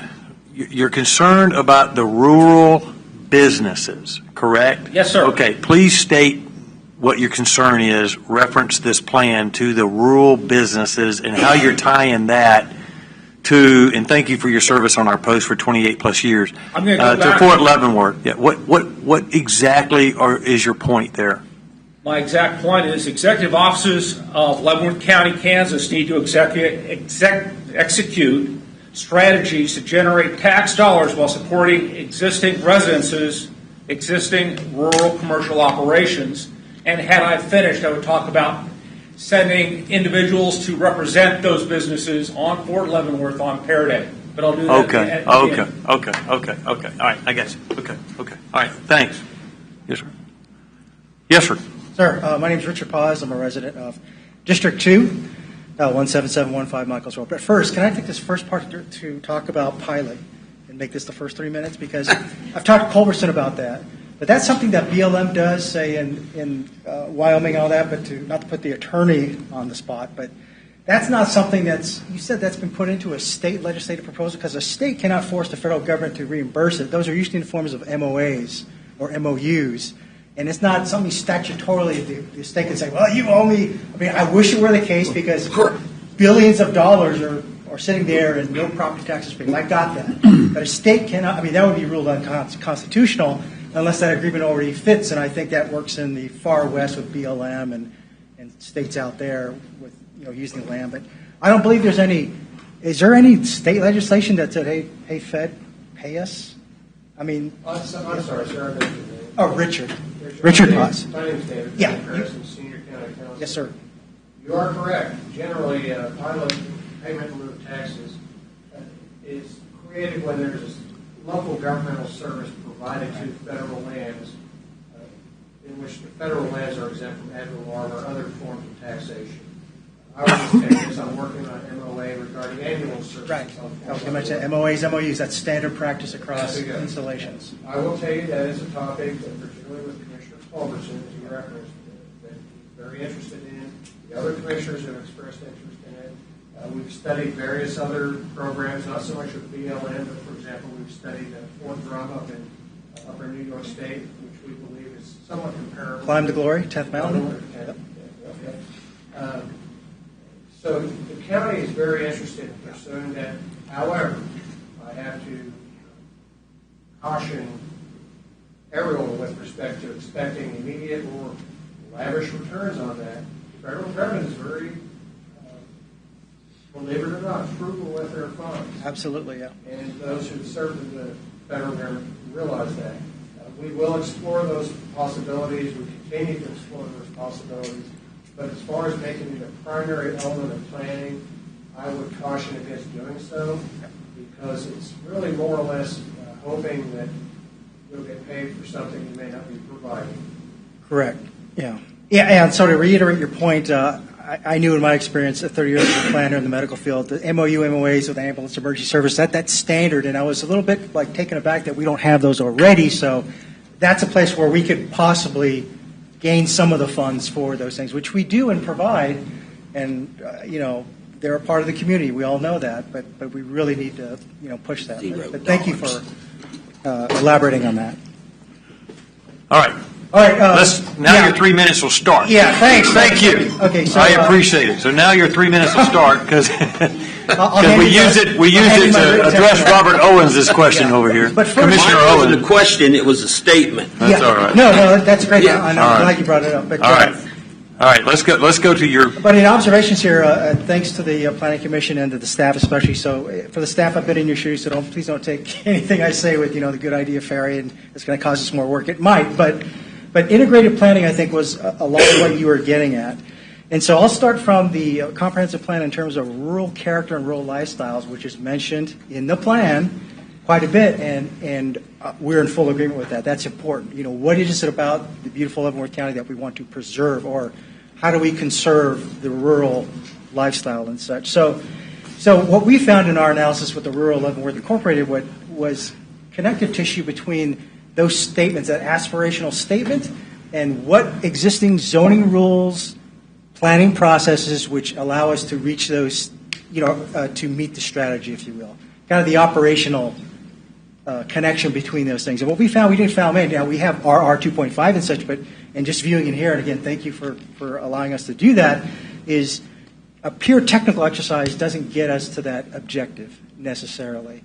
You have to reach out and have all the other stakeholders in the room together, but for our part, we want to emphasize the stakeholders being the community whose aspirations were captured in the community engagement surveys you all did. And what we're proposing is to continue that to form a Rural Conservation Advisory Committee or work group, of which something that can be facilitated by volunteers, low cost, little or no tax dollars except maybe a room, to work directed research or to get the feedback from the people on a continuous basis to get at these things, because you're absolutely right.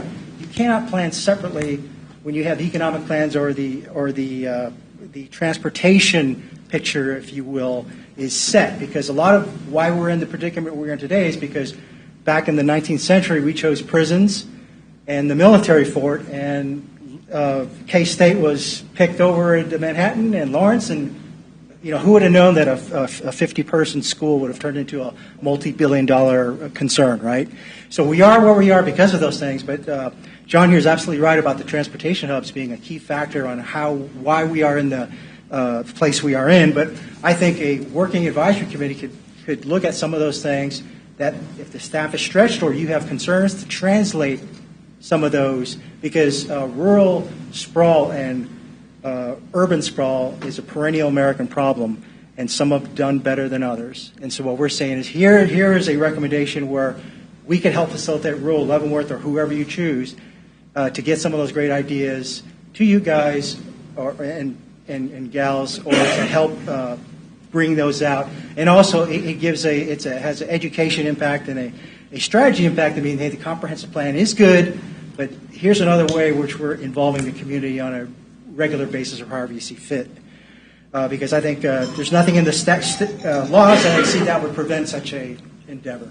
So thank you for your time. Thank you. And I appreciate you staying here all night to finally getting to this. Let me just say, all of you, you've all got notebooks and paper out, and you're ready to come and address, and that's good. There we go. Yeah, thank you. I appreciate it. Sitting up here in the dark, John. Thank you. No, it's all right. Yes, ma'am. Sherry Grogan, 16635 Leavenworth Road, president of Rural Leavenworth, Inc. And RLI does recognize the importance of economic development, and we recommend accelerating the timeline about the roundtable from 2025 to 2024. There's not really a good reason. It's low impact or low cost. I think it said medium priority. Why that couldn't get started this year. We're encouraged with the strategies around Land First. However, we recommend mechanisms to ensure compliance or document the intent to comply during the development process. More specific dates on the action matrices would be helpful. Notice everything just says 2024 or 2025, so maybe some specifics around that.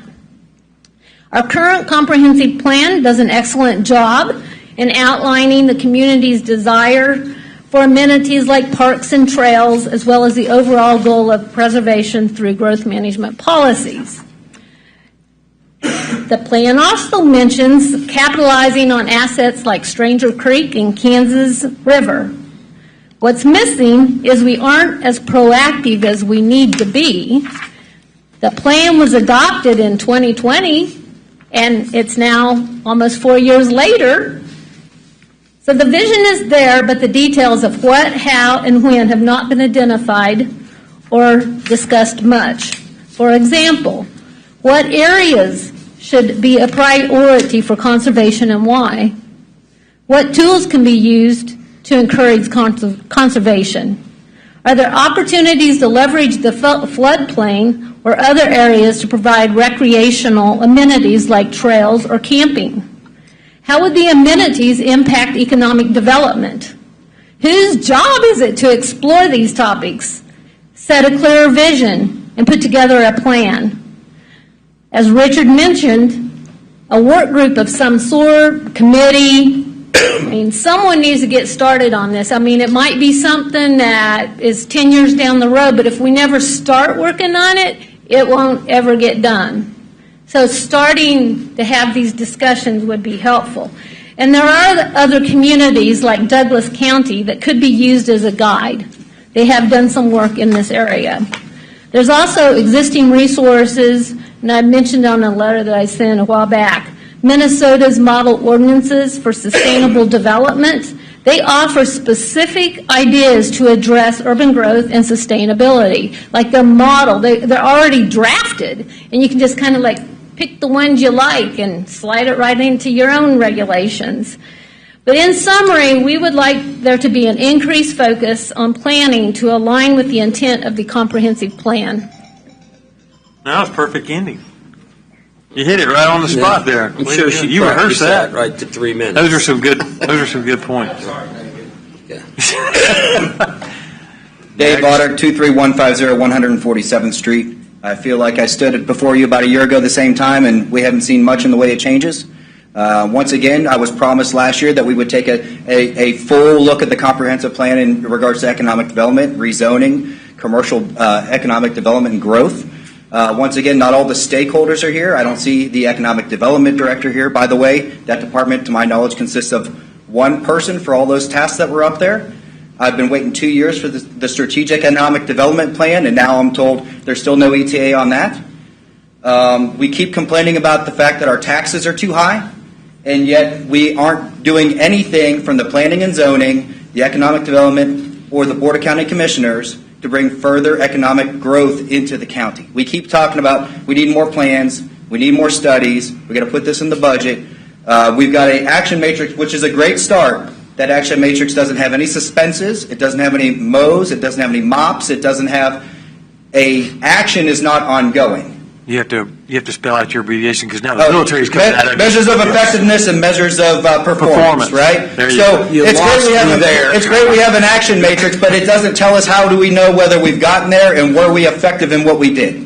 So basically, it's a great start, but I would kick my staff back on that and say, come back to me with the answers. Because that is not an effective way to manage the county. It's not an effective way to manage. You guys aren't getting the answers that you deserve as the Planning Commission to make an accurate decision. This plan is not ready to go forward to the BOC. This plan needs to go back to the county staff once again. I can tell you the Economic Development Coordinator has not leveraged his organizations inside the county. No one has come to LCDC and asked for recommendations on that. I guarantee they probably haven't gone to the Port Authority, although the Port Authority is working some things right now. We're in an unprecedented time of growth in Kansas City right now. We have not made any changes to the commercial development on the comprehensive plan since it was implemented. And I find that to be that's almost criminal at this point because we continue to tax the residents of the county. We're not doing anything to encourage developers to come in here. I moved to Leavenworth because I like a rural lifestyle. If we don't plan for the economic development and commercial growth and the industrial growth, then the developer's going to come in here and kick the county's ass because their lawyers are better. Right? We need to tell them where we want that stuff to be along the transportation corridors and the highways. But if we don't do our due diligence ahead of time as a staff, as a county, and as the leadership, then we're going to lose. And that's how you end up with the insanity that is Johnson County. Right? It wasn't well thought out. It wasn't planned. So if we want to truly have our ability to have conservation, to live out on our acreage, and also not get taxed out of our houses when we get older, then we need a better plan coming out of the county. So I urge you, the same thing I urged you last year when I was made promises and haven't seen any development since then. Please do not send this forward for approval. It's not ready. Thank you. Thank you, sir. And then I you did all that in less than 3 minutes. As far as the pilot program goes, I understand the pilot program is asking for money. But I'll tell you the same thing I told Commissioner Culbertson. How much money do we pay to maintain the fort from the county? Zero. We don't maintain the roads. He said we provide EMS service. You're absolutely right. I said, give me the percentage of calls we run on post that are not covered by insurance. He couldn't give me that data either. I will tell you, the fort is not the issue. The lack of forward thinking in this county is the issue. Thank you. Thank you.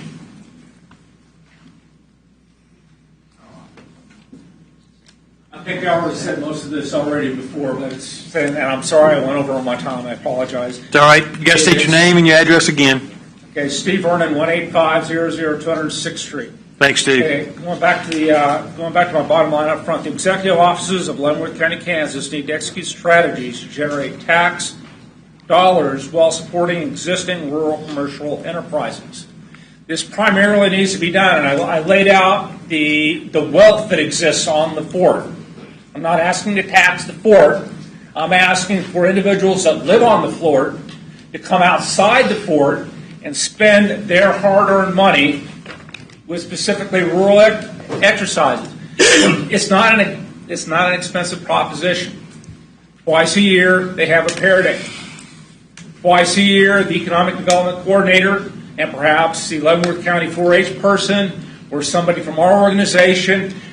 Z&M Winery is actually going to be at the April Pear Day, although the August Pear Day is always bigger.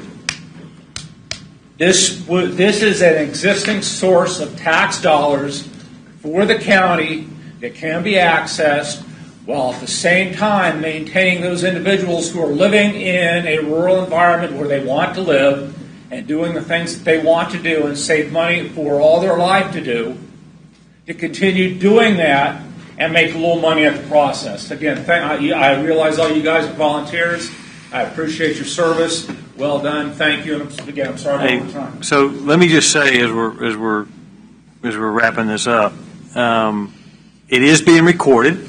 I can tell you that your county commissioners are hearing this loud and clear, and this is what they want to hear. They want this kind of feedback to take back and work. So don't think for a second that you're not being heard. You are being heard. It is a strong concern of theirs. And I can promise you that between the staff here tonight and myself, we'll be receiving a lot of phone calls in the positive way of how this was conducted tonight to hear your input, because they want to hear. They're here because you voted them in their position. So they're in a position for you. Okay. Do I have? Yes, sir. If I could get a second helping. I've got to get one more back here in the back. I haven't heard from you yet. Thank you. But you got to jump up out of the seat there. I'm Catherine McMillan, 32881 243rd Street. I love where I live. I moved away from Indiana on purpose because my dad said, get out of there. He said, go somewhere west. Try Kansas City, but stay out of the city. I did that. I've been here since 2003. Okay, here we go. You guys like the LCDC and the ED. I sat here and wrote this on my newspaper. I counted, you have, I think, 6 business parks or something like that they own. I can barely hear you, ma'am. I'm sorry. I don't like to talk as much as my husband does. Okay. I go by the Eisenhower Business Park, and it's empty. It's been that way for a long time. I know that somebody else, like we, paid for whatever was going on there. It's empty. The Wolf Creek, where Orchlands used to be, there's a lot of stuff there, and that's empty. I just looked at that. The Tonganoxie Business Park and the Urban Hess Business Park, that stuff's empty. It's been sitting there. And you guys are putting all your money into the LCDC. Why? You wasted it. Okay, and then I looked to see Mr. Tom Cole, I guess, is in charge of the economic development. And you're saying he's not doing anything. I've been here for a long time, and it's like, yeah, there's not a whole lot happening. As far as the roads, I like dirt roads. You can keep a lot of people that are not good away from here. Okay. The other one is, if you pave the roads and you do chip and seal, it wears out the tires on people like farmers and stuff, and they have to replace their tires a lot more often.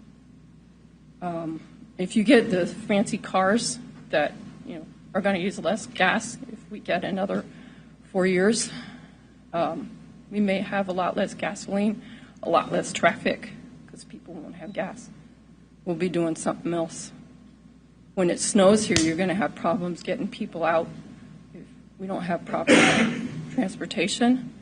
But I do like gravel roads. Thank you for what you do if you actually don't get paid to do this. I'm a volunteer, too. I didn't have a job. I've just met a spouse, moved all over the world. I love living here. I don't really want to move, but if I have to because things get really bad tax-wise, we can split our property up for 2.5 acres. Thank you, ma'am. Except for the floodplain. All right. I get to hear from a lower ranking member of the McMillan family. I just want to say thank you for your service, and thank you for moving all over the world, dragging her around, and finally bringing her to God bless Fort Leavenworth and Leavenworth County, Leavenworth, Lansing, Tonganoxie, Easton, Basehor, and so forth. So thank you. We like it. We just hope we don't pave over paradise here. Okay. Eric McMillan, Easton Township again. I know it's not in the rules that this is interactive. The rules are that you listen, and that's all I can expect. But I would encourage you to maybe answer 2 questions, or at least engage on 2 questions. The first question I had is, when in the process and by whom did we decide that this revision would only be very incremental and kind of baby steps? It does seem like it's sort of a closed system. I think you saw just from the reaction of the people that were here, when Mr. Rosenthal said, no, maybe we're going too fast on some of these rezones, and as Mr. Owens said, in this county, when you rezone it, it's going to get built on. And people applauded, audience applauded. And yet, in this revision process, it looks like we're just looking at kind of almost hobbyist, small baby step revisions when people, I would say I was one of them, others here have said, there's major issues here. There's big daylight between the current comp plan as it was adopted and what the majority of residents feel about rural development. Okay. The second thing I would like to ask is, I've watched 2 of these sessions pretty closely, and it seems like when a rezone comes up that there is a feeling that the zoning and use map is something prescriptive. In other words, it's like these old movies with the Romans in it, let it be written, let it be done.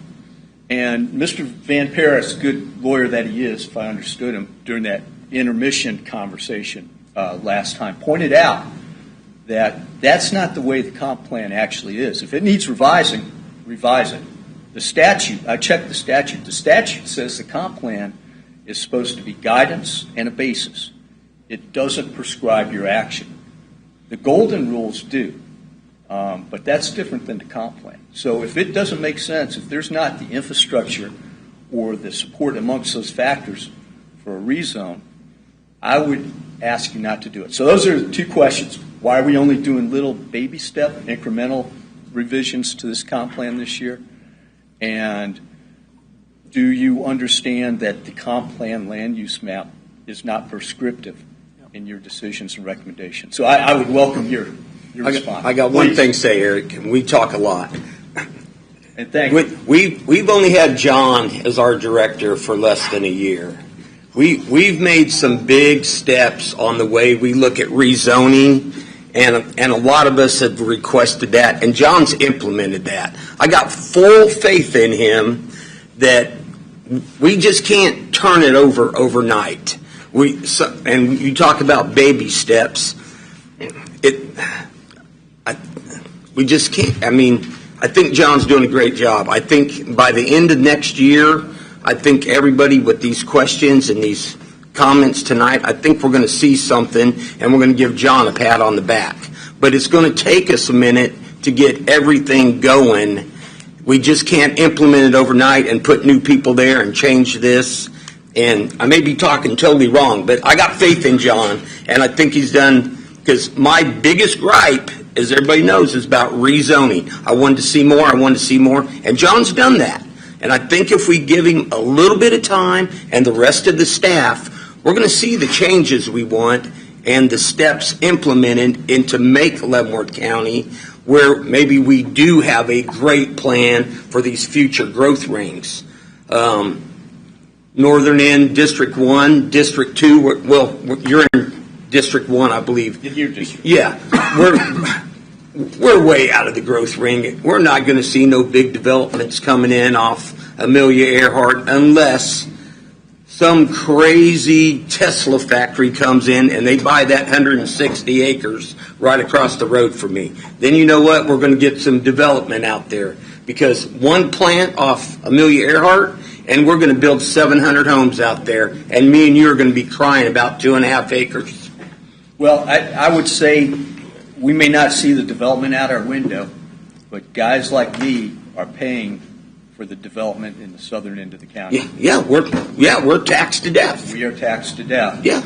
And I would say you got 2 weeks before this goes before the BOCC, probably 2 things that could happen.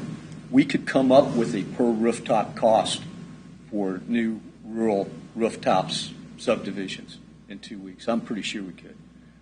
The second thing is we could put in black and white what I just said about the real purpose of this comp plan and the land use map. That it's not prescriptive, that each thing you're supposed to do an in-depth look at the golden factors and not just it matches the comp plan, therefore let it be said, let it be done.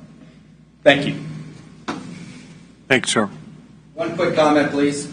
Dave Otter, 23150-147th If it's not positive, it's I'm going to positive. come find you. In that I understand he's only been here for a year, and I understand your comment, Robert. But the problem is we keep getting told the same thing. Just be patient. I was told when the economic development director came in, just be patient. He's currently working on an economic development strategic plan. Here we are 2 years later. Where are we at? I would have fired him by now if it was my employee because he isn't doing his job, right? All right, you said you were going to stay positive. I am. What I'm trying to say is this is why we have to put timelines. This is why we have to put we have to implement when are these things going to get done, because people do what they're checked.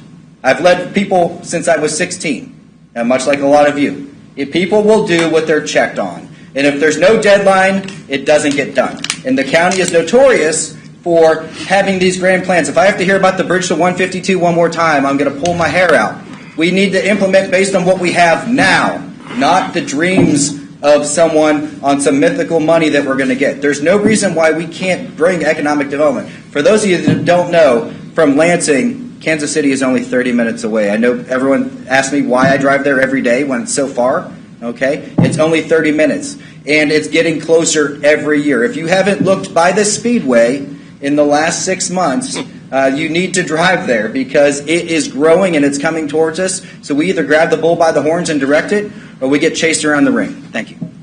Thank you, sir. You know, I was just picking at you about being positive. And I do value. I'm an operations guy. I know. I value your input. And I do appreciate your service and all of our veteran services that you commit to. Okay. All right. Do we have anyone else that we need to hear from? Any other individuals present wishing to speak in opposition of this request? Joe, we hadn't heard from you, man. Are you gonna? I mean, you're the only one left in the audience. It's just. Okay. I think Joe's sleeping. It says plat everything. You're part of this county. Joe Herring, Gilman Road. My only idea on this whole thing was we're just approving the matrix, right? These are all plans to be implemented this year. We're not here approving conservation districts, or we're not approving road improvement plans. We're here talking, the beginning was just that matrix that was supplied up there. Is this a question for me? Sure. I'll just wait. Yeah, the intent there is to utilize that implementation strategy and assess where you are in that strategy. A comprehensive plan is a visioning document. It's a living document that you look at on an annual basis. Yes, you should understand when we go through to answer some of the multiple questions here tonight. We try to be clear staff. When you go through rezonings, yeah, it doesn't. The comprehensive plan does not mandate that you rezone to a particular category.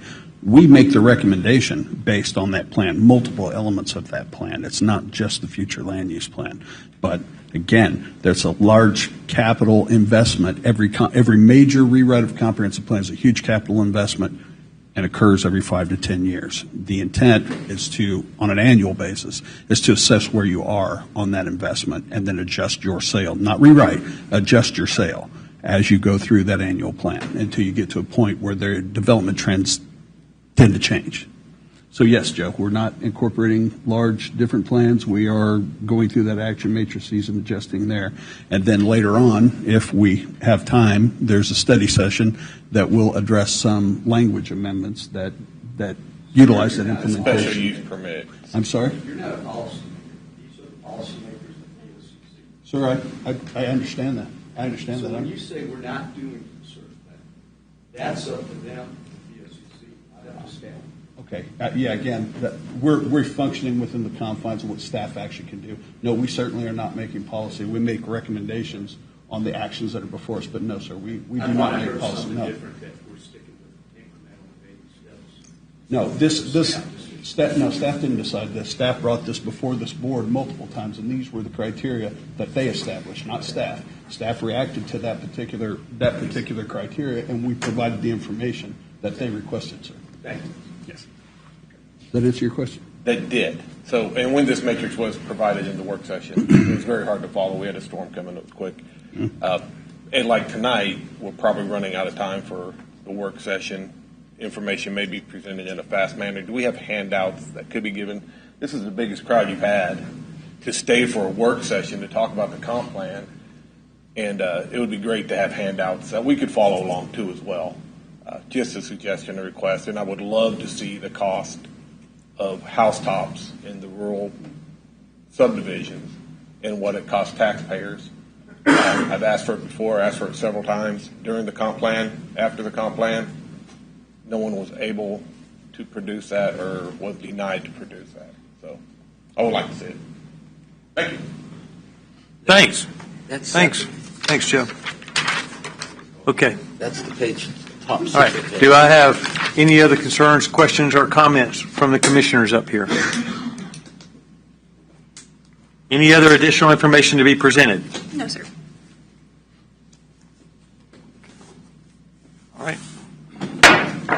The public comment portion of this public hearing is now closed. Are there questions or comments from the members of the commission? Okay, I'll entertain a motion on this request. The Leavenworth County Planning Commission will now consider the 2024 Comprehensive Plan Annual Review as outlined in the posted agenda. I'll entertain a motion on this request.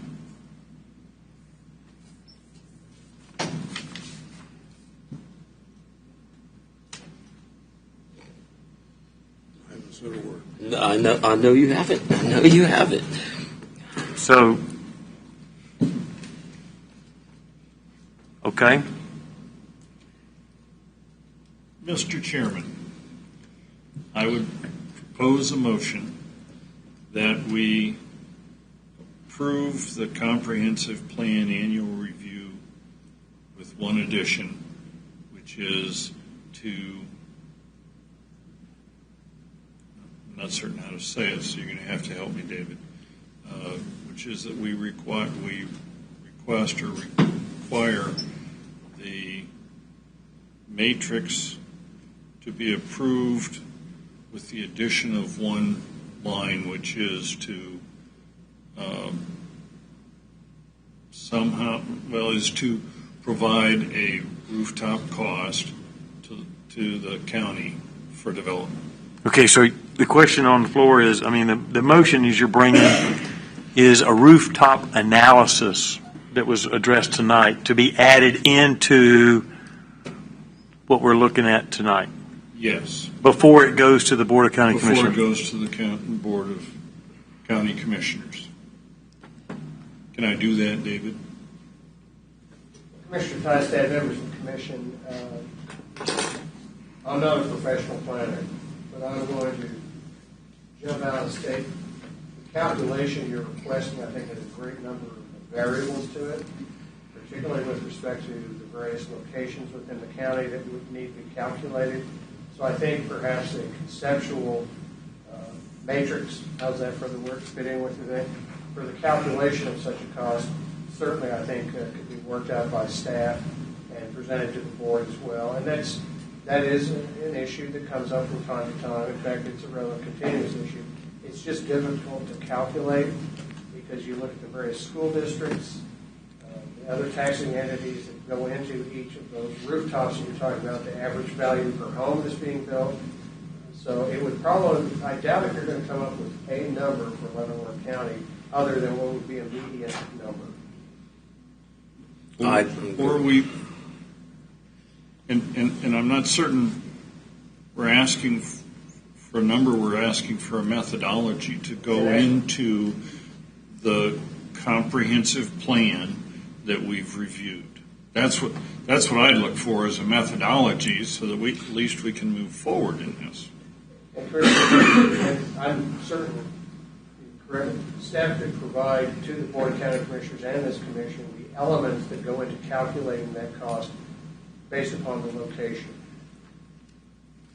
So a defined scope would be the best way to approach that, so you have an apples-to-apples comparison. As Mr. Van Paris has said, it's going to vary depending on location. I can certainly give you a per square foot cost that's average to Leavenworth County. Each area, though, is going to be variable based on the taxing jurisdiction that it's in, school districts specifically. So I believe that to be a worthwhile addition to the matrix for the plan. And timeline-wise, do you anticipate that to be ongoing so that it can be changed as construction values change? Because typically, building officials will assess that on an annual basis, construction costs change about every 6 months. And that would have to be on an annual basis. I build homes for a living. Mm-hmm. Let me tell you, the doorknob you bought yesterday that was $19 is $27 next week. Or that piece of OSB that was $12 is now $20. Your costs are going to go from here to here. Yeah, but right. There's a lot of variables that are there. There's tons of variables. You can get to a that. medium. You know what I'm saying? I mean, we can. So we can develop some methodology if that would suit the intent. Some methodologies that gives you an average. We certainly couldn't be definitive unless we had a specific address, I don't think that's your intention. I think your intention is to have a general number averaged across Leavenworth County approximately. I don't think anyone can give you that exact number and project that out. I understand that, but in moving forward, sure. Can we approve this with one addition of a methodology, developing a methodology on the matrix that scratches that itch? We can provide us. You get a cost to the county. A cost. What is the cost of this development going to be to Leavenworth County? To do it. Then we also have to have another figure in there that would give us a income to Leavenworth County for that same development. The benefit. Yes. We shouldn't just say what's it going to cost the make county, a decision, yes. But we should be also able to say what's going to be the benefit. Yes. I think we can work towards a methodology, but again, the amount of specifics that are there will greatly maneuver that cost left or right. My concern there, I guess, question is how is that going to affect? Is that going to affect every single development before it's ever approved? Again, I think I've done this for 34 years. I was a building official for 34 years. So I can tell you that your values will change based on construction, based on location, every 6 months. People can tell you that won't be the case, but I assure you that it is. Yes. And you can go to any metropolitan area and pull that information up and see that that's exactly the case. So again, if the number's to be used in a general format, then I would agree we can develop some methodology. If it's used specific for a specific area, I would question that. Again, public infrastructure that goes in is going to affect that number. Taxing entities that are relative in that area are going to affect that number. Type of construction, whether it's good, average, or exceptional construction, is going to affect that number. So the scope will vary on location and type of construction. So it's going to be extremely hard to develop a methodology that gives you a number that's worthy of a decision-making process. We can take an average of what exists out in a particular area and say this is what it's cost traditionally, this is what the number has been in this area. I think that's probably more accurate than trying to develop a methodology for undeveloped ground, because there are too many variables that can be weighed in. Right. And I think that's what we're getting to. I think what you're asking and what you're saying is to be able to show and lay that out.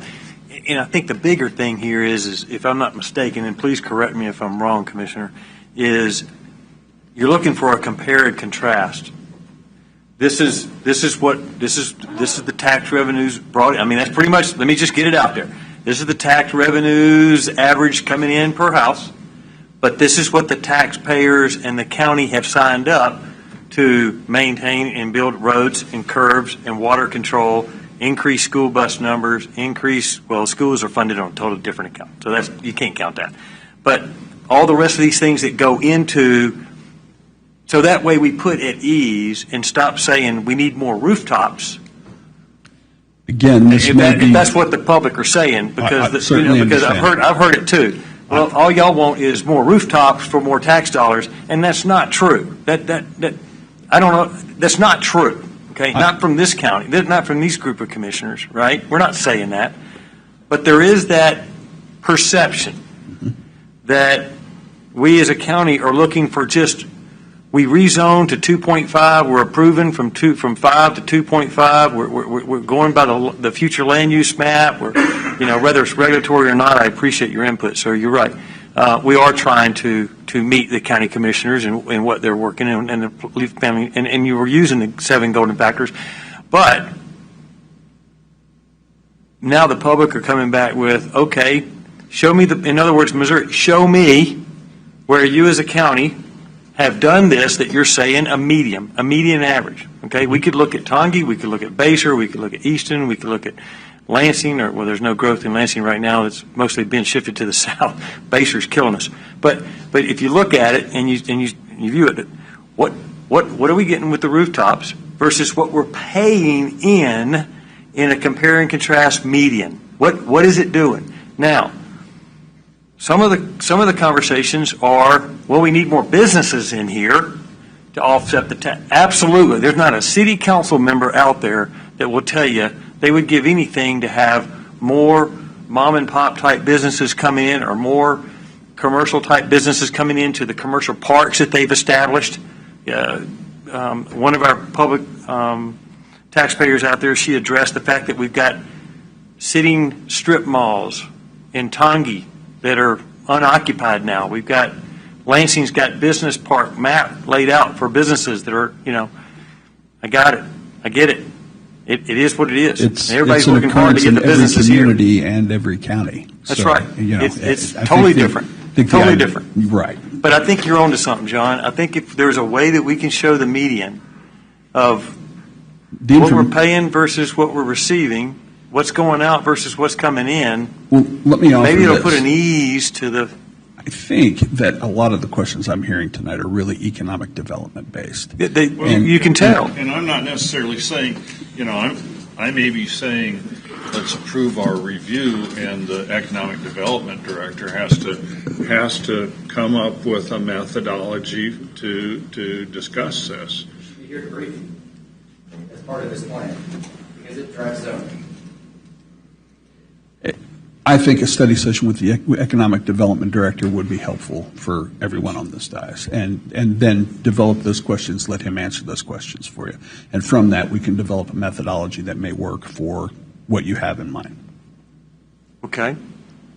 Is this something we have to approve tonight? Is this something we can table until we get the Can't be economic infinitely developer tabled because there has been a public hearing, but you could table it. What's the timeline? I'm sorry. If the commission to table this matter, you would need to table it to a date and time certain. And we did that last year. Thank you, sir. On my request, so that we could get a meeting, a joint meeting with the Board of County Commissioners last year, so that we could. Mr. Costa just added yet another variable.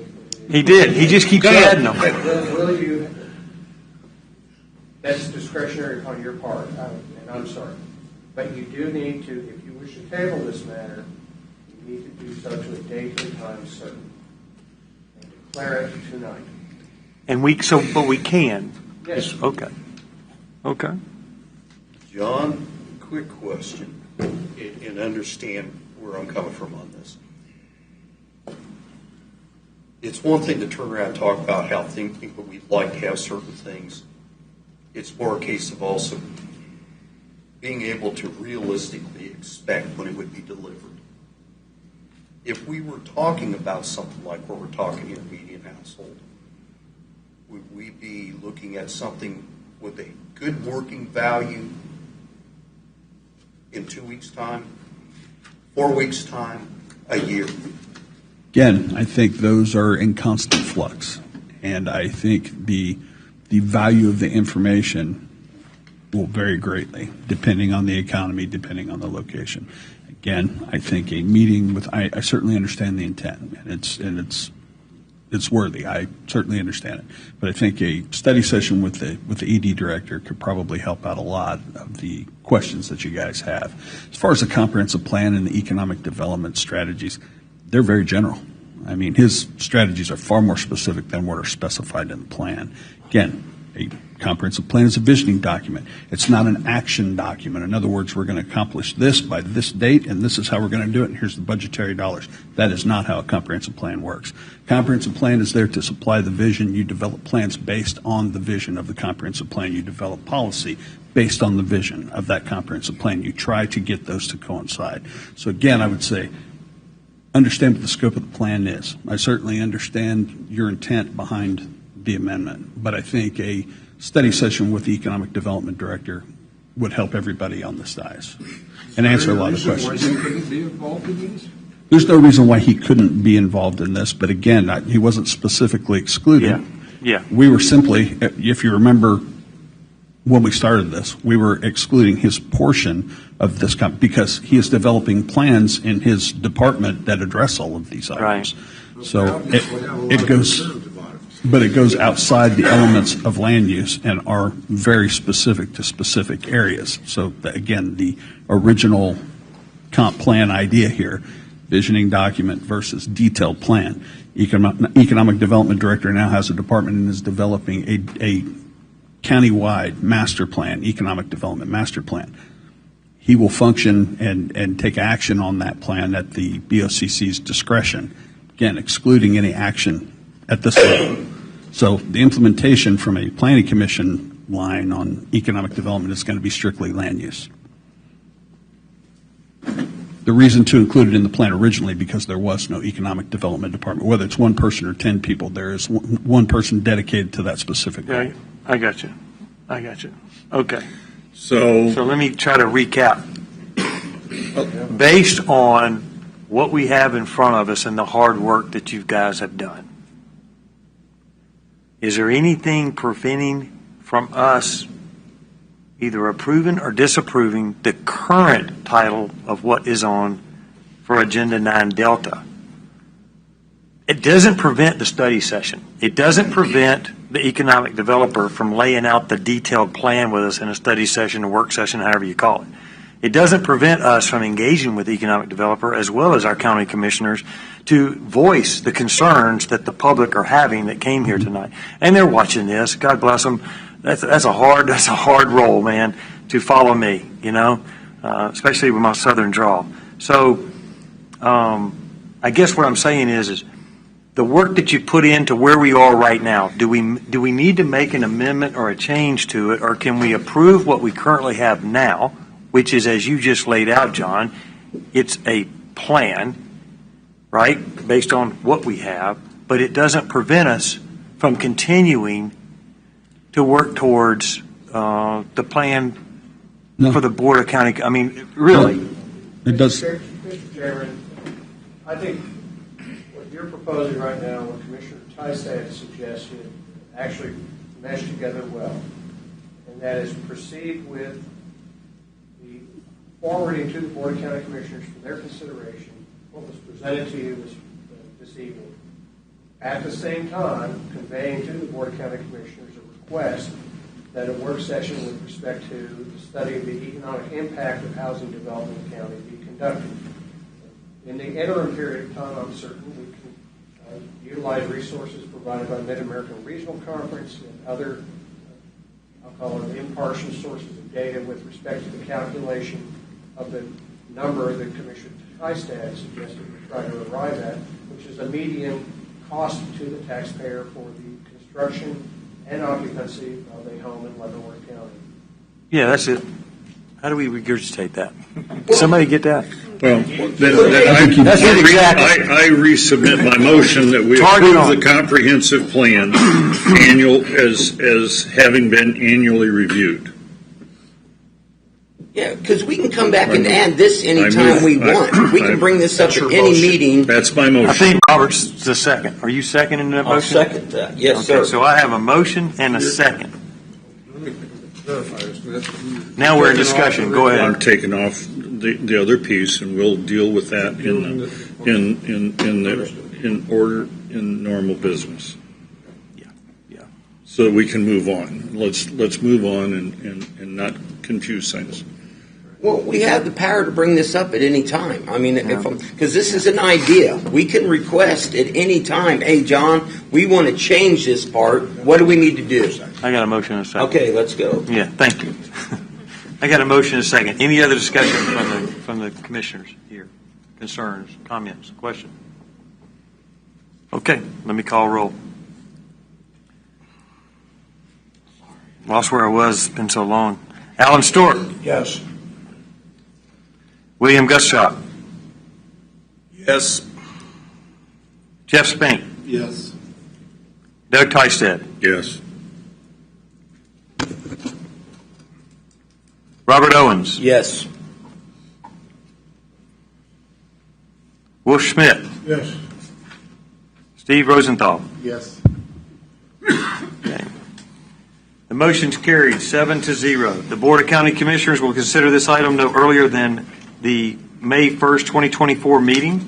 The commission agenda is posted on the Leavenworth County website and is available for public viewing.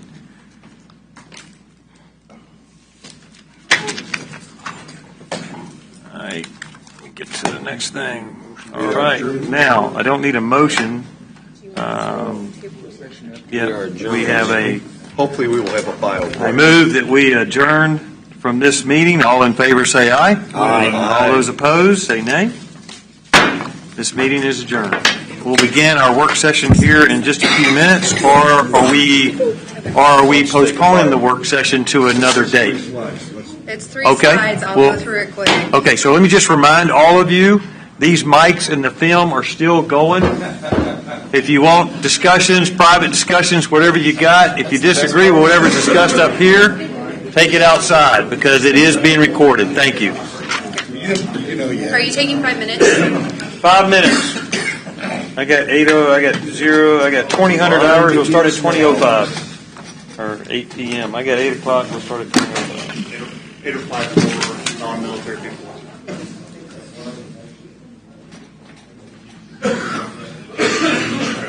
Yeah. We'll recycle them for you. Well, that's one of the function. I would basically All right. modify the bill all you do is look at the bill levy and adjust some of the numbers, you got to average. Thank you. That's basically. And then it did to me last week. You're looking to see if I'm awake. She's got me corrected twice. It's going to cost the county $6 million.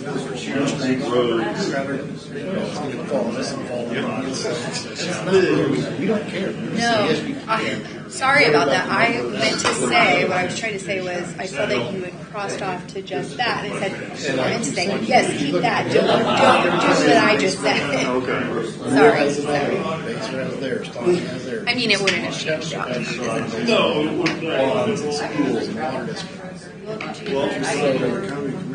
all this I'm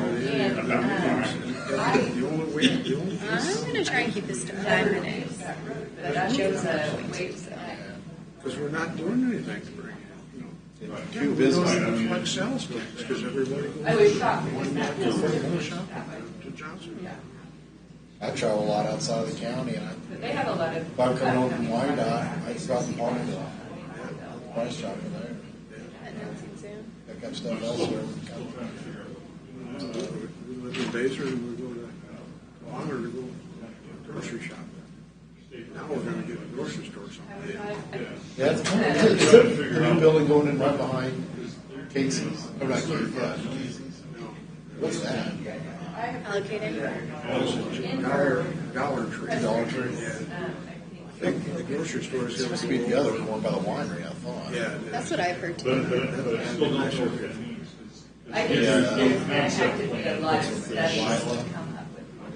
The $35 million usually includes the precursory studies to document those areas that are high risk, high rates of accidents and such like that, and then they'll develop the plans to fix that, and then they'll review those plans. Usually it involves a lot of public engagement, and then they get to actual construction. So.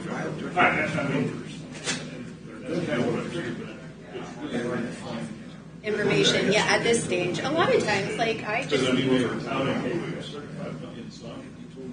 it takes time, and since it's KDOT controlled, yeah, and that's difficult. I guarantee you right now, they're looking for some consultant who can start the actual planning process, and then it goes to engagement, and then it's a whole thing that usually stretches over multiple years before they actually do physical. is ready for that yet. You don't have three. When does it happen? Yeah. What does that? Yeah. Public safety. Oh, we got plows. Go out there and plow around. Oh, this is the new one. Yeah, where's that goes? The for the subdivision. They're big lots. 7.5 acres. I'll fill you in. Right. Two great big new ponds on them. I don't know. But that was there. We've got to do something. That's one thing I'm hoping to get in today. We've got to do something. Regulations that we have on the junk areas. Construction. All of a sudden we got 8 Development. Yeah, I remember Crystal started it on that. What's this? We got too much of a backlash. The junkyard I out tried there to- on Wolcott or whatever it is? No, it's a little throughout the alley. Yes, oh, yeah. Were you on when Crystal tried to do that? No, I wasn't on the board. Well, I think they worded it wrong when they brought it to us the first time. Because everybody with an RV in the backyard had showed up complaining that they can't store an RV. And those weren't the people we were going. Those ones that showed up. Oh, no problem.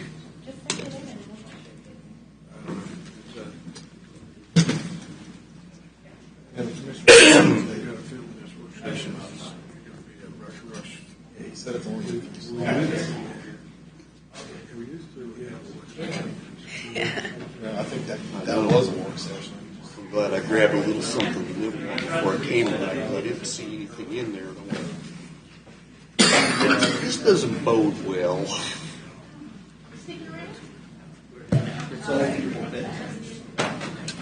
All right, we ready? We're down by one. So it is late. I think Robert is still out in the gallery. Since John took over, y'all notice we're not having the fruit trays and sandwich trays. And, I mean, John's just a hard worker, man. Asleep by now. So. All right, so I know that this training session is not going to last that long. I know it's late. It's 8:05. Let's see if we can get through this. He said 3 slides, but I'm looking at the screen. There's over 16 of them. So It's the last 3, I promise. I'm just picking at you all. Hey, as you're pulling that up, thanks again for tonight. I know it was long, and I know it's out of strict rote. This is how we do. But I want to hear from them, and I want us to ask those questions, and I want us to have that dialogue, and I want it to be on film, because I want all of the taxpayers out there, to include the county commissioners, know that we didn't just volunteer for this. We take this serious, and it affects each one of us. So there's personal from us, as well as what we're doing for the community, is asking these hard questions. And so, John, you and your staff, thank you. Thank you. We appreciate that. Yep, thank you. All right, let's do it. What are we going to learn tonight? Let's go to the next slide. Okay, so the first thing we're going to talk about is the special use permit tier system. And you guys have heard this a lot. So per the comprehensive plan, we have 4 tier types that it recommended. Large tracts of land with recreation or public or quasi-public uses. Type 2 is those uses related to communications or utilities, and we're going to amend that to say typical communications or utilities, because sometimes there might be something that's well beyond norm. Type 3 is uses with unique characteristics and potential to produce nuisance impacts. Majority of our special use permits will probably fall under this use, just saying. And then type 4 is uses that are largely industrial operations or frequently create hazardous or intense nuisances. So we're talking big operations here. And so what the intention would be is we would identify each project that comes in our use table. If it says it requires a special use permit, then we would then go to this tier system and fit it under the best type, right? And then that type of use would determine, for the most part, what our recommending term limit would be for that special use permit. And you can see those corresponding term limits right there. It may also identify other conditions we would place, but the biggest component of it would be the time limits that staff would recommend. Obviously, you guys can amend that. The Board of County Commissioners can amend that, but it is our starting policy on how long we would recommend those special use permits operate for before they would have to come up for renewal. We Any can questions? implement this tomorrow. Well, we have to go through language amendment first, but yes. Yes. Is this coming out of a vacuum that you're just creating this yourselves? Or No, are no, you basing this comes- is on some other? This comes from page 81 of the comprehensive plan, specifically the types. The time limits are something that staff has created, and obviously we can discuss that further with you all. But based off of the type uses, those are sometimes what these time limits are what you would normally see in other areas. Okay, so it's comparable to other county or other municipalities? Other entities, yes. So the more intensive the use, the shorter the time frame. And this is going to solve a lot of problems of somebody that abuses their special use permit, that we can shut them down without a big old lengthy lawsuit. There are many things that will come from this, yes. Thank you, sir. I like the way you answered that, because we're not going to say yes to that. But Yes. I can sense the frustration he has from years of being on here. Okay. All right. Any other questions? All right, Oh, I like it. slide 2. I think Okay. number 1 was the most that we normally see, right? My personal opinion would be type 3, but number 1, yes, sometimes we do see those as well. Okay. All right. Home occupation licenses. Currently, they're in our definition section, so we're going to remove it from the definition section because it's regulations, not definitions, and we're going to put it in our special use permits and temporary special use permits article. That's where it belongs. But we are recommending some changes. Home occupations shall take place inside a structure, but not to exceed more than 25% of the main floor of the principal structure on the property, or 50% of a secondary floor. So think a basement or a second story. The intent of a home occupation license is to make sure the residential nature and use of that property remains intact. The business is secondary. So that's why we're proposing this. And then in addition, if they're proposing to use an accessory structure, the use of that structure will not exceed 75% of the floor area for that business. Again, reinforcing that the home is the first use on the property, the business is secondary. Any questions? Give me an This is going to draw a example. lot of conversation. I can tell you right now, this is going to draw a lot of conversation. Yeah, give me an example of a home occupational license that we currently. We get some for like a professional office. Say a lawyer wants to operate out of his house. So in most cases, it's just one room. It can easily fit under that 25% of the main floor or 50% of the secondary floor. Another one might be a daycare. A lot of times, that might be in the basement because it's a walkout basement. 50% is for the dedicated daycare space. The rest is for the home. So generally speaking, in that specific one, 9 times out of 10, if you go to a city, it's 25% of any floor area. The entire house, you get 25% as a home occupation. You can't have them in accessory structures. So from a county level, we've expanded this to a lot larger swath. The intent here is to remove some of the SUPs that currently have to come before the BOCC that really are not SUPs. They're really just intensive home occupations. So we tier the SUPs, we expand the home occupation license to include all the elements that Amy's talking about. We can accomplish the end goal of having a minimal amount of SUPs that are true SUPs and having a correct and functioning home occupation licensure program. Let me ask you a question. And I don't want to confuse the two. We're talking home occupation licenses. Does that also entail folks that are running their businesses out of their home / full out of their shop?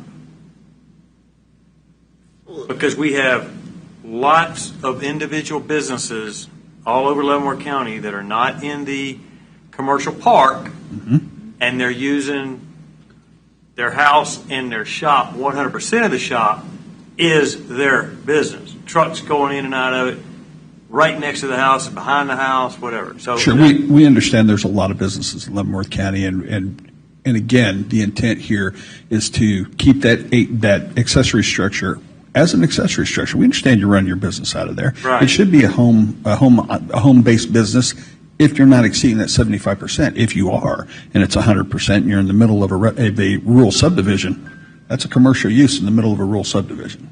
So if we address this as these existing businesses were in place prior to, then they're a permitted home occupation to begin with. Okay. It wouldn't change anything for people that are out there today. This would only be new people that are coming in Okay. to apply for this home occupation license.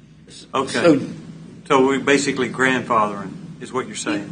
Yes. The old slogan, grandfathered in. Right, and some of those may not need an SUP that currently have one with the expansion of the HOL. So that's really the key thing. Some of the SUPs we have that are conducting commercial businesses inside a rural neighborhood, Could potentially with these amendments. yeah, if they were new coming in, it would hit them, but we currently have that all over Leavenworth County. Right, so again, it doesn't affect the existing parcels Okay. that are All out right, there I just wanna make operating sure that we're not- with lawful SUPs. So the Okay. current SUPs are indefinite. Okay. Unless they violate their conditions of approval. Got it. Any existing business that was a home occupation would continue to be so. Only new ones that would happen from this point on would be held to the 75%. Okay, you understand why I'm asking the Sure. question? So any existing SUP is going to be unlimited on their time frame now. That's correct. Well, no, that's how it changes. You can't retroactively change those unless there is a problem. Any new SUP, this is what this would apply to. This wouldn't be retroactively effective. Yeah, It's that's what not I'm possible saying. to do that. You don't go back, as they say, you don't go back witch hunting and go, whoa. Yeah, there's no way to address that unless Because when they something applied happens. and they got their SUP, it was under these conditions, and that's the way it Well, stays. we had a timeline up till 2 years ago when the county commissioners decided they were going to be unlimited SUPs. Well, again, there's a lot of SUPs out there that do have timelines. So when they expire, they'll be held to the current regulations because it is an SUP. Right. I mean, we just did one on that crane and the lawn care deal. I mean, we gave them a timeline to get in the business park. Yep. So, okay, that. All right. Moving on. Okay. Remove the limitation on number of employees. Currently, it's 2 non-residents. We are recommending to remove that and just include the employees in the daily vehicular trips. Okay. So you would have to include customers and employees, and you cannot exceed that number, or else you would have to most likely go through an SUP process. We're recommending increasing the maximum vehicular trips from 12 to 20, and that's two-way trips, which are so one-way, two-way, 20 trips total. And then prohibition of sales of tangible goods shall only be limited to properties with less than 2.5 acres, except in incidental or on infrequent basis. So if you have a larger property, sales is now a permitted use under these proposed recommendations. And then the last change is allowing uses that can comply with all the standards outlined in these regulations and the other ones that are already existing, but that are not explicitly stated in the regulations. Currently, our uses are limited to all those uses that are specifically outlined. We're saying we are now opening for other uses that can meet these regulations, but are not explicitly stated in the home occupation license section. But they're correlated. They correlate. But they correlate, yeah. Gotcha. Any questions? I'm sure that there's all kinds of reasons why you want to go from 12 to 20, but let's move on. I got it. I know. Got it. Thanks. All right, the last one are a collection of other recommendations that we're proposing. First one is codifying the accessory dwelling unit. Currently, it's just a policy. It's not in our regulations. That's an oversight. We're putting it in the regulations where they belong. No major changes are proposed with that. The next one is amend the preliminary drainage and road plan requirements for preliminary plats. Instead of requiring a complete final submittal with the preliminary plats, we're going to require it with the final plats. That is in conformance with other counties and communities. They typically require that with final. Preliminary road plans and drainage plans may be required with a preliminary plat depending on the design, but that is a significant upfront cost that a lot of developers want to make sure their preliminary plat is approved before they have to pay for that. To be clear, engineering backs this as well. So we sat with the engineers, and typically in a preliminary plat stage, you are not requesting final plans. That's not a reasonable request. So we all agree at a staff level. So, and this is a matter of general policy anyway. So we want to codify that policy. We're going to get a lot of feedback on that one, because every neighbor is going to say, what about that water draining on my property? What are you going to do about that? And we're going to tell them, we're going to answer that 6 months from now when they bring another plan back. Well, typically, you're not 6 months out from a preliminary to a final. Typically, they're pretty close. Now, is it possible that it can be so? Sure it is. But again, the change only is affected when the land is subdivided and grading begins, correct? Well, none of that happens until the plan's approved, regardless of the timeline. So you can answer the question when it becomes, when you get down to the section that subdivides the property. And there is still some preliminary information that they have to provide during the preliminary plat. It's just not the complete final stormwater plans. Right. And that traditionally is how it's done in most communities. You don't ask for. We all know, we just went through this 3 months ago. Yep. Out on 166th Street. Every neighbor wanted to know where the water was going to run. Sure. And we told them, we'll tell you that later. When we get to the planning stage, that's correct. All right, the next one is amend the cross-access easement regulations to limit CAEs to 8 lots or less. That is a big change, but those are honestly meant to be smaller subdivisions in staff's opinion. So we are recommending placing a maximum limit, so 8 lots or less. In addition, we want to codify the requirement that the private drive easement has to be a minimum of 60 feet wide. That is standard practice. Everybody complies with that, but we want to codify it. And then we also want to codify cul-de-sac design requirements for the specific purpose to ensure if emergency vehicles go down that cul-de-sac, they can get back out. And those would all be in alignment with our current regulations for public roads. But those are the only, we're not specifying road design, we're just specifying dimensions here. Right, so a minimum roadway width of 60, or a minimum right-of-way width, it's really not right-of-way in a cross-access easement, but you are getting your frontage off that cross-access easement, so it's not unreasonable to ask for 60 feet. We're simply codifying that. The design is not an element in a cross-access easement, it just has to be to an AASHTO standard and designed by an engineer. When we're talking about cross-access easements, I'm the one that asked for 8 lots on this, to limit this to 8 lots, because the intention of that particular regulation was to allow families to split off properties for family members and not have to pay for a public roadway on their little subdivision. At least that's how it reads to me. What we're trying to stay away from is entire subdivisions, 30, 40 lots with a cross-access easement that doesn't have to meet a county standard. So that's why we want to limit this to 8 lots, no more. 8 versus 10. 8 versus unlimited. There is no limitation on it now. There is no limit. And 8 would be in compliance with our difference between a major plat and a minor plat. Right. In our existing regulations. 8 at 2.5 acres apiece, I could see. 8 at 1 acre lots, that's a lot of cross easements. Well, typically you're not going to have a cross, nothing prevents it, but typically you're not going to have a cross-access easement at 1 acre. 1 acre you're going to typically find right outside of cities, and within 660 feet you can't have a cross-access easement. That's written into the policy right now. Okay. So the further you go out into the county, the acreages tend to. Because remember, we passed that 1 acre. Yes. With a gentleman that came, that's the builder, right, and presented how he was either going to get his 1 acre or he just turned 3 per house. I mean, 3 per acre. With the city he had supporting him. So right. That's the reason why I'm asking. 8 with 1 acre, that's well, again, to get a CAE on 1 acre, it's virtually impossible to do. Okay. And you certainly would not have a recommendation of approval out of us. Okay. We would argue against it. But again, the intent of the CAEs for larger tracts, for family tracts, that clearly is what the regulation was written for. Okay. And just limiting that to a minor plat, which again is 8 lots, and not allowing it to go higher than that. Yeah. Because remember, we had the one case in here not long ago where we had 2 long strips with a turnaround and go up the road, 2 long strips and a turnaround, no cross easement because she was grandfathered into something we had passed a long time ago. And to be clear, that was a public road system, not the private drive cross-access easement Right. here. Right. But yes, So understand the we're talking point. here is a private road? Yes. Yeah, private drive Only developments. private road, 60-foot easement? Yes. And that's been on all of the cross-access easements that I've seen. So- So the easement is 60 foot wide. Right, that's the minimum requirement, that's the minimum standard. You're getting your road frontage to allow that lot to be buildable off that private roadway. So that private roadway width is 60, or the private right-of-way or easement is 60 feet, not the roadway. All right. So That's the That's difference. the entrance.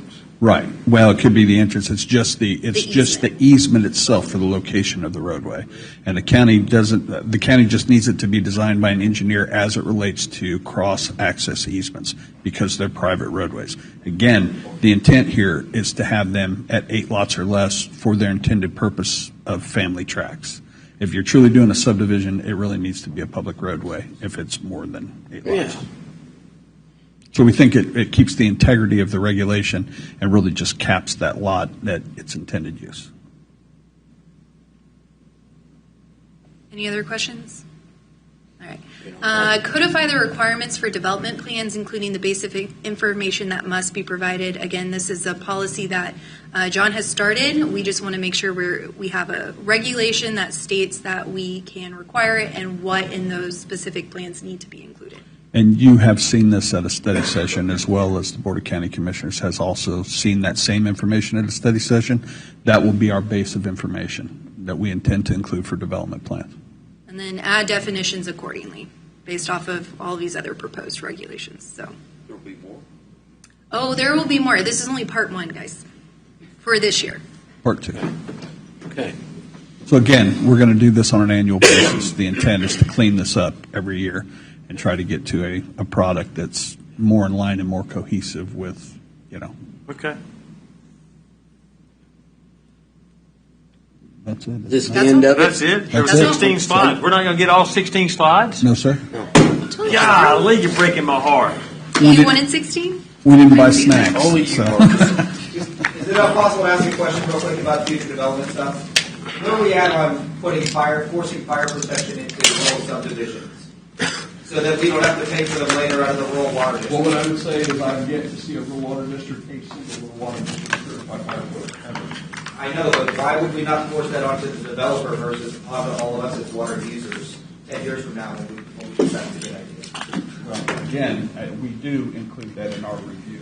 That when the infrastructure becomes available, the hydrants will be required. But why not make the developer put it in? Again, the infrastructure isn't available. No, he can improve the infrastructure. No different than a road, like we were talking about improving Loring Road. Why would we not force? To me, we already are stressing our volunteer fire companies in the rural districts already. And we're now dumping more subdivisions into very remote areas where there's not going to be fire hydrants to tie into. There may or may not be the ability to pull water from the local source. And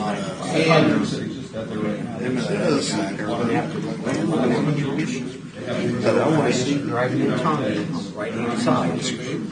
No, absolutely. See all that's new. I think there are very. He's going to take the rest of that land there back to me. He's going to build and build and build. Because we need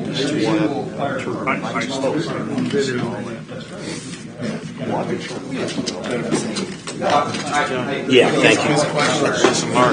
Yeah, we can shut that off now. All right. Sir, are we adjourned? We are adjourned, sir. This was a training session. There's no